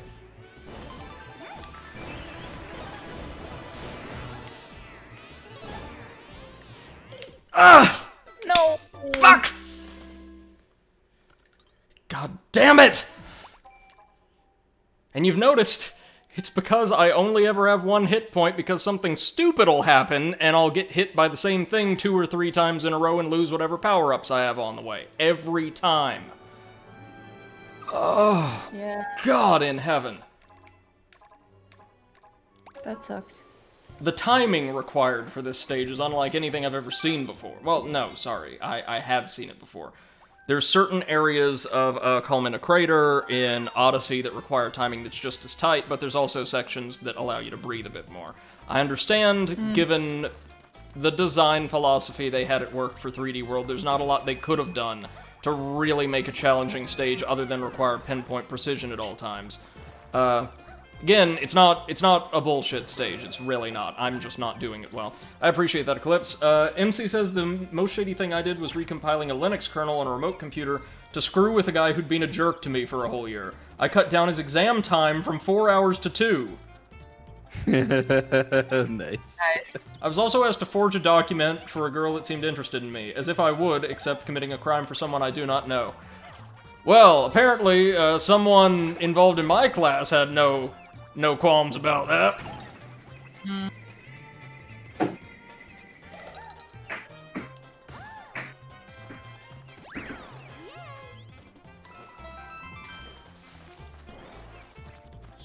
Again, they weren't even cheating well. Yeah, that's the sad part. My philosophy is, look, with all the tools and the experience at my disposal, if you happen to be so good at cheating that it completely slips by me and the system, you deserve the credit anyway. Mm-hmm. Like, alright, you played a high-stakes game and won. And yeah, Eclipse says if you're gonna cheat well, right? Yeah. Don't just be hiring, like, the action replay of the Academy to do your work for you. And she says, clearly we need to cheat with style. Right, like... cheat with a dex build, not a strength build. I actually had a teacher in high school who was like, I don't care if you cheat, but like don't you like be innovative, be original. Don't use the same old tricks that I know about because Don't do I am gonna self-mentality. fail you. Yeah. Which is fair enough, like, make it into a game if you have to. Yeah. Yeah, but the thing is, she was super fucking intimidating. Like, nobody actually fucking dared cheating because, like I said, she was super fucking intimidating. And was cheating a common occurrence in your courses otherwise? In high school? Yeah. Yes. Like, you know, making a cheat sheet and stuff like that. Yeah. Which was funny, because, like, during our creation tests, like, there would be this one dude that would make a cheat sheet, and everybody would just, like, they were so lazy that they didn't even make their own, they just copied his. And he had so many mistakes. I knew that. I saw that coming. Like, the teacher just, like, at least 15 of you were using the same cheat sheet. We don't know what you're talking about. And then she, like, points out the mistakes. Like, you all made the same exact mistakes. I'm not that bad of a teacher. That actually happened in my college too. Not college, high school. Somebody made a typo in the cheat sheet, and everyone had the same typo on the exam. Ooh. Oh, but one typo is like, maybe you can explain it away. Yeah. But this was like riddled with grammar errors and typos and stuff like that. There was like the creation language has letters like ch and ch, which is basically a C, right, with like a little thingy above it. Yes, but there's yes. like two of them. One of them has like a little V above it, and one of them just has like a slash. Yep. And a lot of people have trouble with like differentiating when to use one or the other in words. And this guy had pretty much failed on every single word that had those letters. Oh, good. And because of that, everyone else also had the same problem. And I think he also, like, there was something about like I think discovery of like the North or South Pole and First World War. And he just like for some reason combined it into one bullet point where it just said First World Pole or something like that. What the? Yeah, I know, it was hilarious because like you can't fucking. I was about to explain it say, away. it would make more sense if he just got his World War I's confused. But to confuse the North Pole with one of the World War I's. I know. MC says, I explained the content of a book I forgot to read just with the backside of the book. Pure improv, nobody saw anything. I was 11 or 12 at the time. I've never cheated, never known anybody directly who did, like, in one of my classes with me. But now that you're an instructor, it just happens, like, every semester, and you're like, what the hell? Like, if you need more time, ask for more time. I'll give it to you, I don't care. But see, when you plagiarize, when you cheat, that gives me more work, and I don't like more work. I like less work, much like CDPR's developers apparently did. So, instead, I will gladly extend your deadline. I'm sorry, I said developers. I should have said leadership. The devs are all wonderful people, but... Oh yeah, that book report thing reminds me. There was a book report that we were doing it like in test form, not like writing a report or doing it orally. And I read the whole book. I understood it, at least I thought I did. And the friend of mine who was sitting next to me did not read it at all. Like, not one single page. He didn't even go to the library and borrow the book. I barely got a passing grade, and the teacher asked me if I actually read the book or did I just like bluff. And he almost got a perfect grade. So did your teacher actually read the book? No, I guess I'm really bad at writing, so I guess it might have been partially. But then again, was it, Crime and Punishment? That's like an 800-page book. I read about like 80 to 90 selective pages from it and got a perfect grade. Well, that tells me, again, those books, like the really cumbersome ones, it's usually a miracle if the instructor reads them, like, at all. Like, in all honesty, I don't understand why they're forcing high schoolers to read that, because let's be honest, an adult would not read that. No.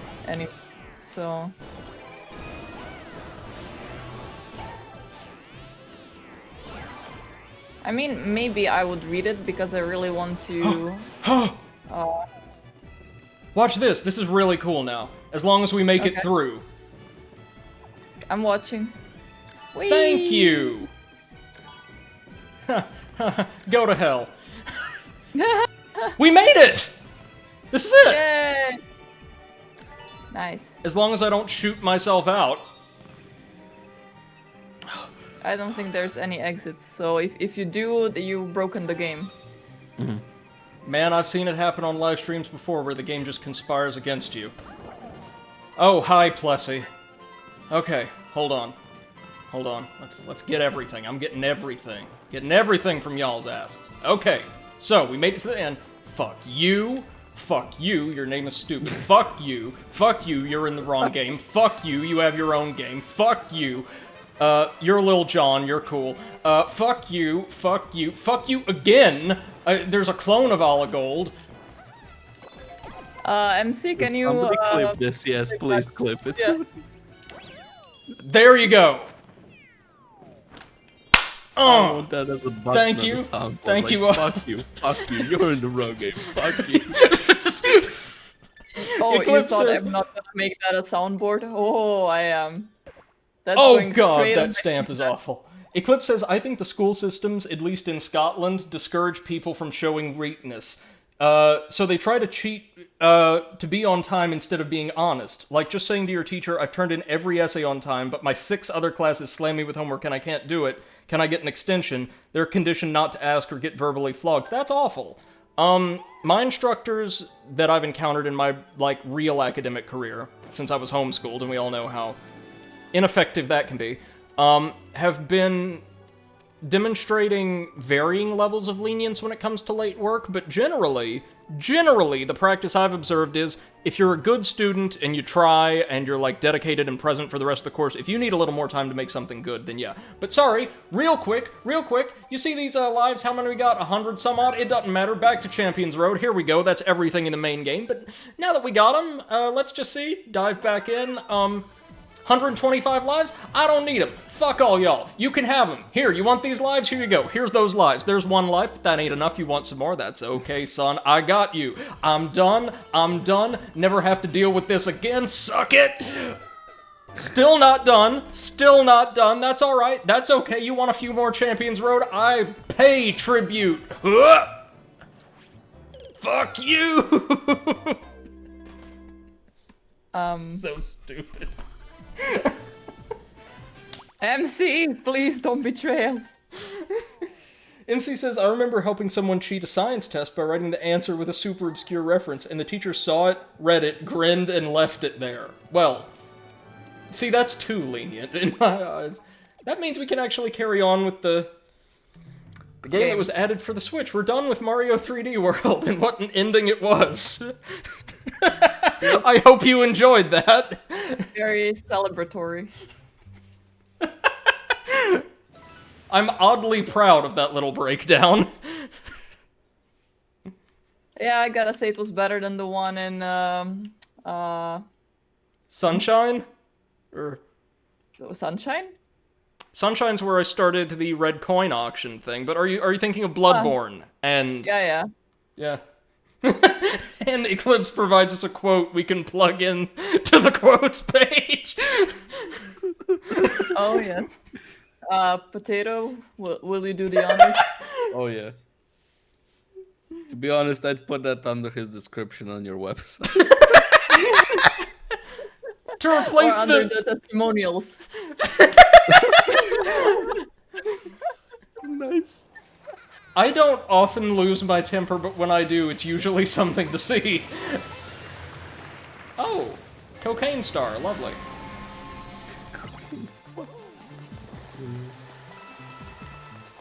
To this island we've never been to. Oh, hello, what's this?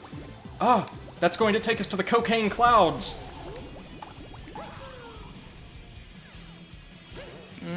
Cocaine clouds. Cocaine. MC says there was no way anyone would figure out the reference unless you had enough cultural knowledge. That's why the teacher approved. Okay. And Eclipse says, okay, Brady, when I finally finish my Dark Souls 3 playthrough, which is on hold because my joints have had a really rough week. I understand this. I'm gonna go back to every boss arena and shout, fuck you, just because of this moment. Yes. Yes. Okay, so this is just a slightly expanded version of the Cocaine Clouds segments from the main game.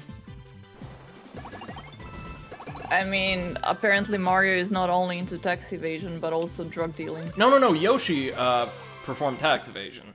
Oh, I am sorry. Mario's not really done anything that we're aware of. Luigi's guilty of software piracy, though. MC has clipped it for us. Wonderful, thank you so much. Well, if you ask Bowser, Mario's guilty of breaking and entering. And technically, like, making war on a sovereign nation. Bowser is, like, the Koopa King, and he rules with the assent of his people. If you recall, in, like, the RPG games and the like... hate crimes. Yeah, Bowser is extremely popular. He loves all of his minions, and, like, at least in the Mario and Luigi and Paper Mario games, they love him. Appreciate that, MC. That's one for the bank. That's one for, the archives. Yuppers. And now we're back to this beautiful, serene little game for a bit before I have to go for the day. MC says, I never do clips. This is effort. I appreciate it, man. We've all put some effort in today. I haven't. I'm just chilling. Yes, you have. You've been playing Overwatch. That's a game that's very demanding. Sure. On one's sanity, I mean, not necessarily their abilities. Oh, yeah, of course.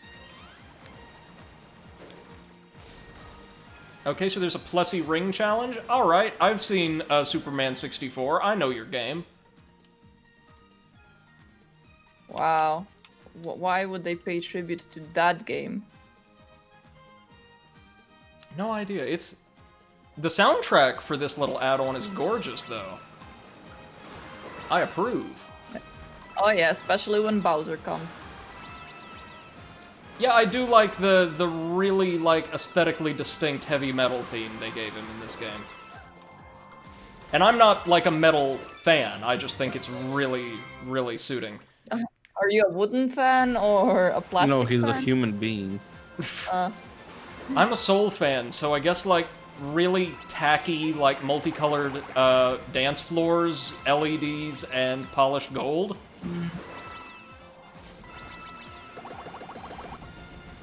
Polished turd.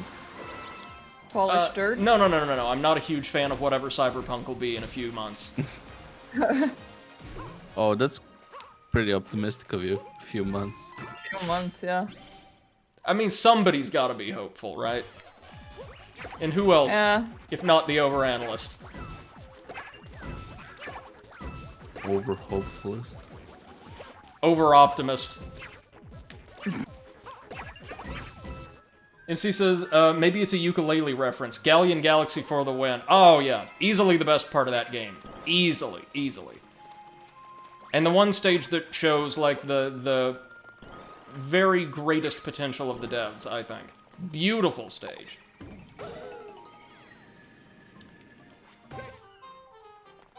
Alright, welcome back to Slipskate Slope. Y'all cowards. Who don't even use crack. Don't even use catnip. Oh, yes, of course. Y'all cowards don't even do nip.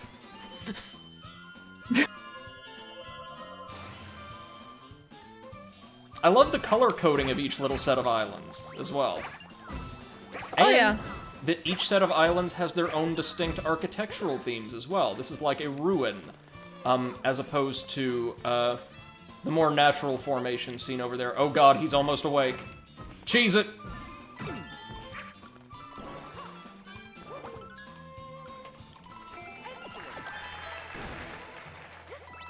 Gotta collect all these blue coins. No, blue coin!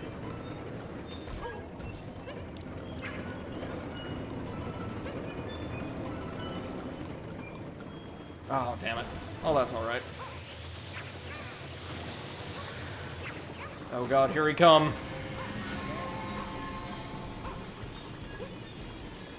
So Seth, I assume you can still explore after completing the game? Yeah. Very good. Very, very good. Just in case I accidentally defeat Bowser earlier than I planned to. Oh, yeah, yeah.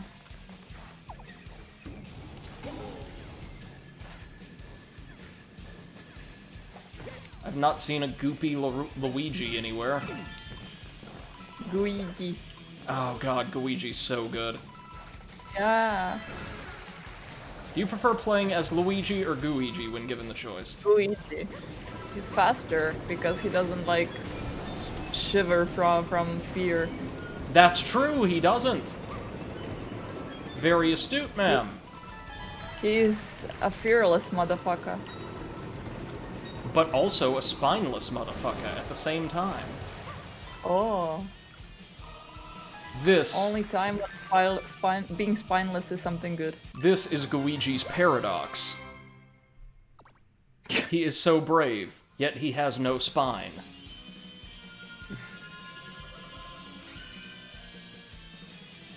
There we go, that ought to send him back.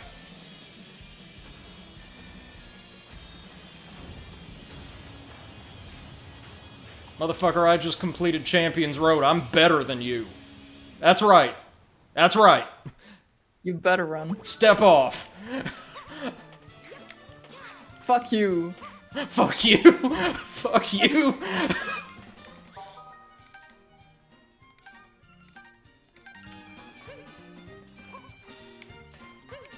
As he says, don't, Bowser. That's right, he doesn't know what beast he's unleashing. Oh, yeah.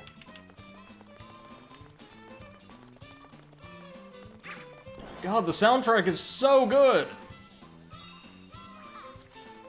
Very jaunty, very happy.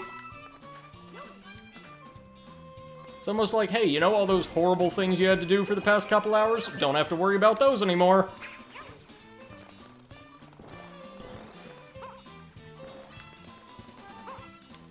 So I think we've talked about this before, but I personally really hope this is what the future of 3D Mario games is like Odyssey and like this.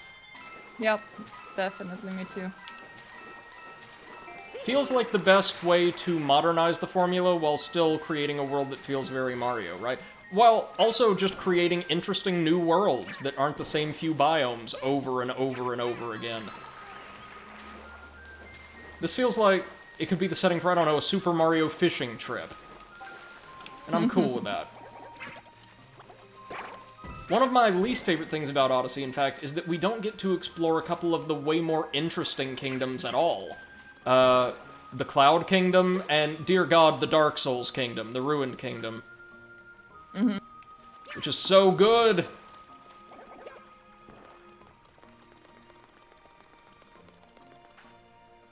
Okay, big guy's out cold for now, but I've got to hang around until he, resurrects again, or, sorry, rouses again, so we can have him destroy these Fury blocks. Oh! Oh, is there a Luigi clone over here? That's alright, we gotta wait for the big guy first, though. Oh, look at these adorable little hieroglyphs. The clip says, this game just looks uber good in general. It does. It really does. I don't know, you guys. Does it look like the Bowser's Fury standalone game has higher graphical fidelity than the original? A little bit. Yeah, the camera's also closer, so that might play a role. Yeah, yeah, that as well. What were you about to say a minute ago? Me? I thought one of you started to say something before I read chat. Maybe potato. Nope. Clip says maybe. It's also zoomed in so you could see more. Yes, exactly. Mario in the catsuit will never be non-disturbing, however. Yeah, we don't need to see that zoomed in. We don't need to see that at all. Like, Mario, just keep your freaky ass off screen. Thank you. Luigi in the catsuit is relatively wholesome. This is just gross. Okay, big guy, let's do this.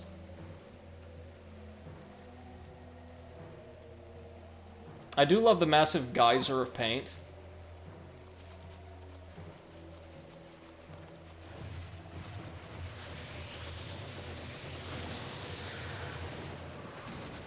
Now, unfortunately, I've not had the privilege to play extensively with Bowser Jr. in Smash, but how is he as a character?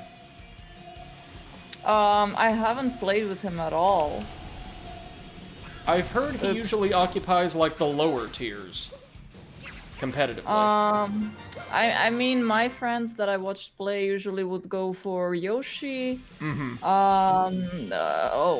the guy with the boxer guy? Lil Mac. My best Yeah, friend loves him. playing Little Mac. Lucina. Uh-huh. And Robin. Little Mac is actually considered low tier as well, I think. Really? Oh, okay. Because he has very, very few recovery moves or aerial attack options. But, man, when you're on the ground, he is absolutely brutal. I got some more Fury blocks we need to destroy over here, let's keep that in mind. But first things first, back to the top of the island, because there's one more mission for us to take on, and I am a completionist, as we've just seen. Yep. See, He might not do it fast, he might not do it well, but he's gonna do it eventually. I'm not Gerard Khalil, okay? I'm like the Walmart brand completionist. I'm completion-esque. Completion-ish. Completion adjacent. Yes. Seriously, like, I watch episodes of The Completionist from time to time. One of my favorite web programs, by the way. I'm still getting caught up. And I am caught up. But so many weeks I sit and think, wow, this guy's job is amazing. Like, getting the opportunity to not just play, but really appreciate the depths of so many different games every week. But at other times I think, wow, this man's schedule must be nightmarish. Yep, today he released a new episode, his 400th episode, which means Wow. he has completed 400 games. Congratulations, Mr. Khalil. That is amazing. Also, you're a very scary human being. I would not want to play any type of competitive game against you. No way. Hell, I wouldn't want to play any type of competitive game against anybody. I suck, as today's stream has demonstrated. Where's our key? Where's our key? Is it up here? Well, I see a cat shine just, like, hanging out up there. Where's the key to the cat shine? Star, sorry. Oh god. Gerd. Don't make that mistake ever again. Yes, ma'am, sorry. Never again. You don't want the Beetlejuice effect.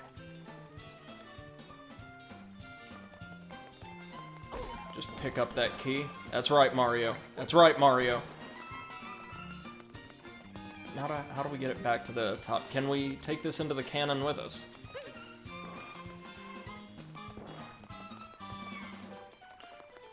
I'm certain we can. Da da da dun da dun da. Whoa, hold up now. The entrance to the lighthouse has been sealed off. What malevolent forces are at work here? Are we going to have to run along the side? Huh, fair enough then.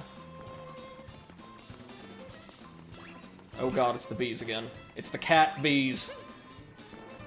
They combine something cute with something horrible.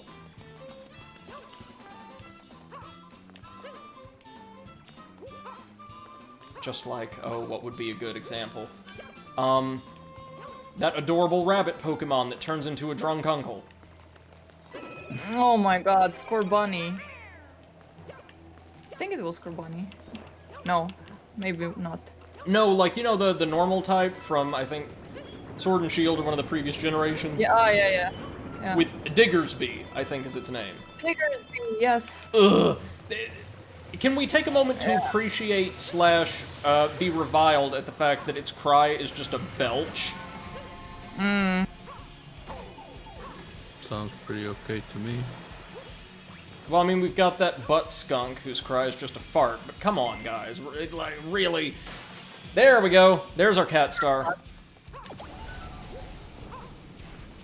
Now, while Bowser's still really angry, it would be best... No, we can't make it down to the Fury blocks in time, I don't think. He doesn't hang around for very long, does he?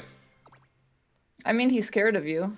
You're gonna turn into big Mario, Katsuit Mario, and that is just Kaiju terrifying. Mario. Uh, We're dealing plenty of damage to him just by doing this over and over again. uh,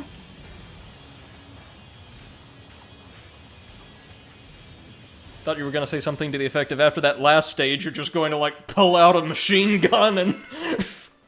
yeah. Mario whips out the RPG, he's had enough.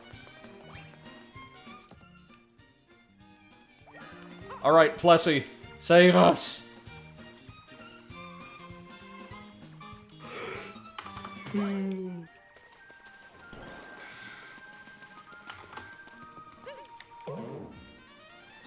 Now let's explore these other two islands that we've neglected this entire time. They seem to spawn in sets of 3, right? Yeah. 3 or 4. Oh, this looks like 4. Hold up. Alright, so what is this? Where is this? Whence are we? Claw Swipe Coliseum. I read that as Class Wipe Coliseum. Nice. I like where your mind's at. Better don't. than ass wipe. I was about to say, what, is this like the spiritual successor to Shitty Boo Mansion? Since that seems to be a combat-oriented stage, let's save it for last, out of this little set. Is it just me or is everything frozen? Trickety Tower? Hold on. Oh, Let's never see. mind. No, it's fine. Oh no, it was just me. Alright, just making sure. Let us know if you have more persistent issues. Trickety Tower, so close yet so far. Much like my master's degree. Okay, That's so so sad. there's a force field keeping us at bay here, but also invisible bridges that we can use to access most of the stage, and we'll have to look at obstacles and the like to determine what exactly lies ahead.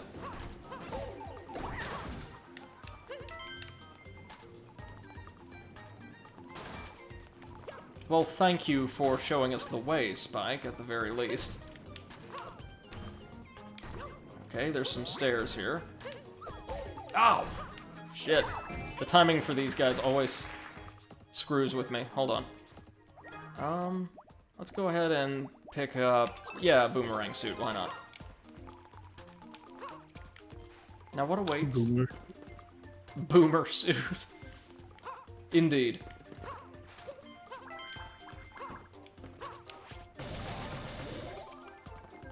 Okay, they really seem to want us to have a fire flower here for some reason. Perhaps we'll have to... Oh, right, we can use the fireballs to determine, like, where paths are. I see.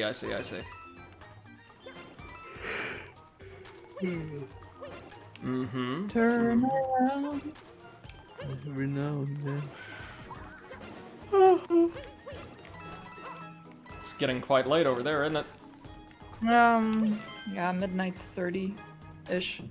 MC says better than Crass Wipe. Wow. None of these names are good. Like, we're... No wipes are good. No, we've got to live life the Travis Touchdown way. Just never wipe. At all. Never wipe.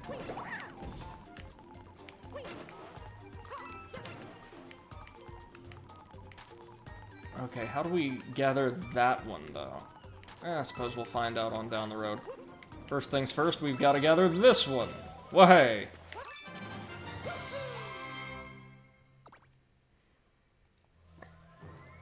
Now, at the least, we can go back and have Bowser destroy those Fury blocks near the Gigabell. Yay! That is indeed progress. And we've already got 3 of the shards for the next cat star.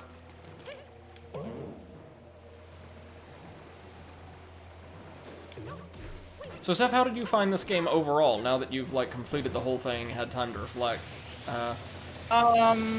It's cute, but I don't think it's worth the full price. Mm-hmm. Like, if I was able to return my pre-order, I would wait for a discount. I can agree. It's if you played the original, especially on Wii U, this is not worth like the full price. But it's very nice for what it is. It doesn't suck. It's good, but it's not amazing. Right. Nothing groundbreaking or new. It would be worth what? Maybe 2/3 of the full price if you've never played the Yeah. original 3D World. Oh god, look at Yeah. this. This is pretty epic, actually. Running along these suddenly appearing platforms amidst the rain and wind as Bowser rains down projectiles upon us. Yeah, I can respect this. Gazing down at the islands. Brilliant. He's got far more health this time. As he says, okay, put the clips on Discord. Thank you. I actually can't wait to go back and watch those myself. It's definitely not the angriest I've been on stream, but it is probably among the most animated I've ever been. I think I need to make a page with like a collection of our clips. Indeed, like from all 3 of our streams. Yeah. Or the whole communities, whichever you would like. Yeah.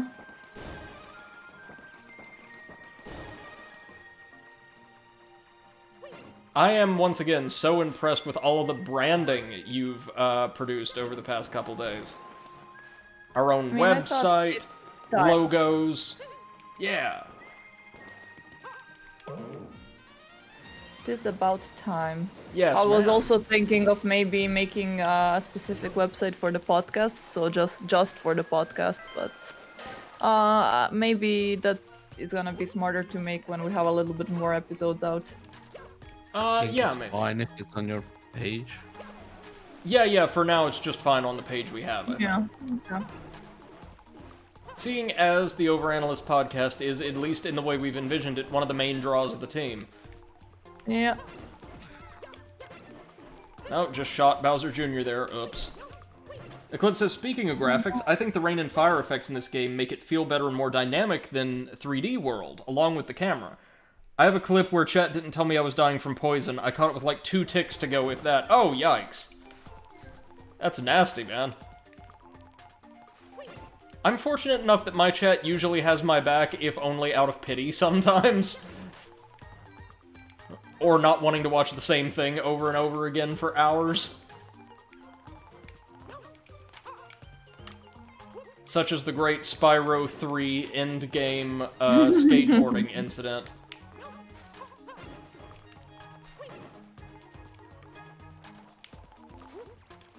Wait, what was... I saw the cat star up there. So the cat star. I refuse to say it. I refuse to say it. I won't be broken. You can't break me. Shine. Shite. Mario Shader? shite. Mario shites. Maybe if he's eaten like an Olestra shroom in the past few days, maybe. Super Mario Sunshine. There we go. Since I'm occupied with playing the game, thank you for filling our quota for the day, Potato. Oh god. There we go. NC says, Stein, Char. Yes, perfect. Super Mario Sunshort. And with that, I'm gonna go off. Good night, guys. Alright, good night. Thank you so Good much night. for joining us, Seth. Always a pleasure. And hey, Bye-bye. if you guys in chat would like to hear more of our extremely engrossing commentary, please feel free to follow our podcast, The Overanalysts, which introduces various topics concerning gaming as both an industry and a culture, both silly and serious. New episodes are released every week, roughly around midweek. Our most recent episode is the conclusion of a 2-part series examining the history and practices of BioWare, one of my personal favorite developers who've suffered something of a rough go of it in the past few years, unfortunately. but who may be on track to return to form in a really phenomenal way with a less EA-encumbered Dragon Age 4 in the future. Fingers crossed. Do you have high hopes, Potato? Oh, not really for anything. It just sets you up to get disappointed. If there's one lesson 2020 should have taught us, never hope for anything. Just never smile. You'll be better off. Exactly. Exactly. Oy. Well, at this rate, we will be on track to beat this little add-on very, very quickly during our next stream, and then it'll be on to my next project, which I have no idea what we'll focus on, actually. I've got several different directions we could go with different playthroughs. I guess I might set up a poll in Discord or something to see what people want. Yeah, might be a good idea. I'm just trying to keep my head above water with work, so it's gonna be whatever I got, I'll play. Just not like Amalur. Please, God, no, not more of that. What about Super Mario? That one that must not be named. I mean, at this rate, I feel like I could have fun trying out some speedrun tricks or just making a joke of the whole thing, but I like that officially from here on as well it will be referred to as Super Mario That One. Super Mario, that which must not be named. Or just Starshine. That's fine as well, I think. Super Mario Moonshine. No, sorry. After playing it, you'll need some Super Mario Moonshine. There we go. MC says Rez. I know, it's on the list, and I'll include it in the poll for sure, but there's a few different things we could play. It would be so helpful to know when Psychonauts 2 is actually gonna launch, because I would love to play the original in proximity to the sequel's launch, but it's been just sitting pretty at a very, very obscure release date of 2021 for a long time. Did they not say it's delayed due to COVID? That is the reason for the delay from 2020 to 2021, in large part, yes. But also, after Double Fine was acquired by Microsoft, I think this is awesome, they were able to secure the funds requisite to add a lot of content into the game that they thought they originally would have to, like, avoid. Mm-hmm. So they're making a much larger, more involved game, both mechanically and narratively. And I think that's the perfect reason to delay a game. Like, go also, wild. I think just saying 2021 instead of giving a specific date might actually be better, unless it's like a month away. MC says, I'm just saying, Rez is relaxing and great fun. Perfect for a de-stress stream. Yeah, I've heard. Especially since we're going to have, like, a half-length stream of 3D World next time, that might be the game to do it with. You right? Oh, I think I see where our 5th star might be.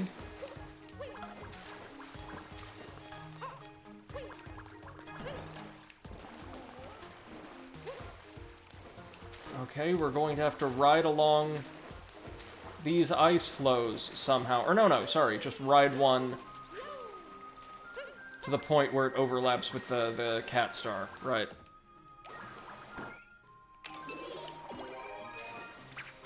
Man, unfortunately, it's been ages since Viper released a really stupidly titled track, so there's no news in that sector I could share with you guys. Oh, that's sad. I think he's I hope he's okay. I think he's busy, like, involved in the legal battle over his son Continent. I forgot that's what his name was.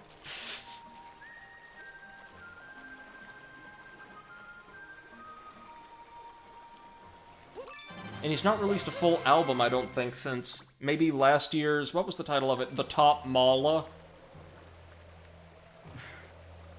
You see, the idea behind it was he is wealthy and therefore can afford a lot of things, so he just, like, goes to his local shopping mall and cleans it out. God. Well, you gotta flex, Yeah, but when you... Knowing it's Viper, like an entire album's worth of completely incoherent flexing. Let's see if we can't find some Fury blocks. Sharpish. What's this place? Looks beautiful. Looks like a tower.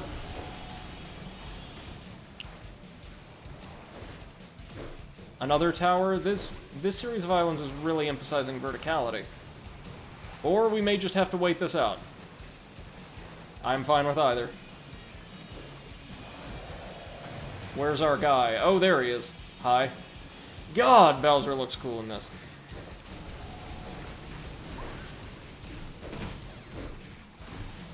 MC says, reminds me of Bungo Stray Dogs. A certain character wants something for a shop. He buys the entire shop, like the property. Yep, that's Viper, all right.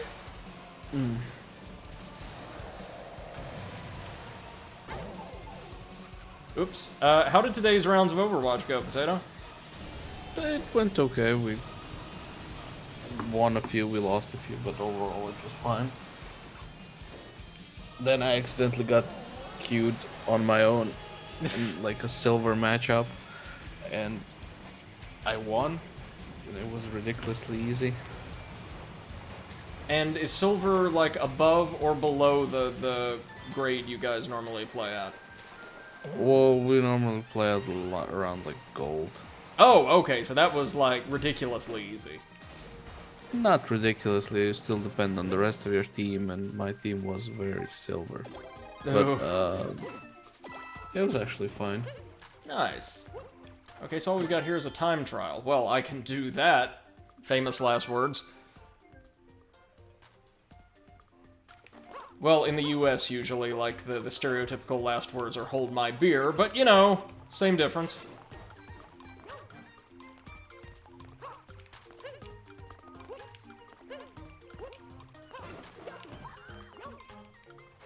Whoa, whoa. Just a hair too slow. That's alright, we got this. We got this, y'all. And immediately after we collect this cat star, we will call it for the day, since we've just hit 3 hours. And all of you lovely folks with us from far afield are staying up very, very late to be with us on stream, which I can't tell you how much I appreciate. But I also don't want to just completely destroy your sleep schedules as I destroy my own.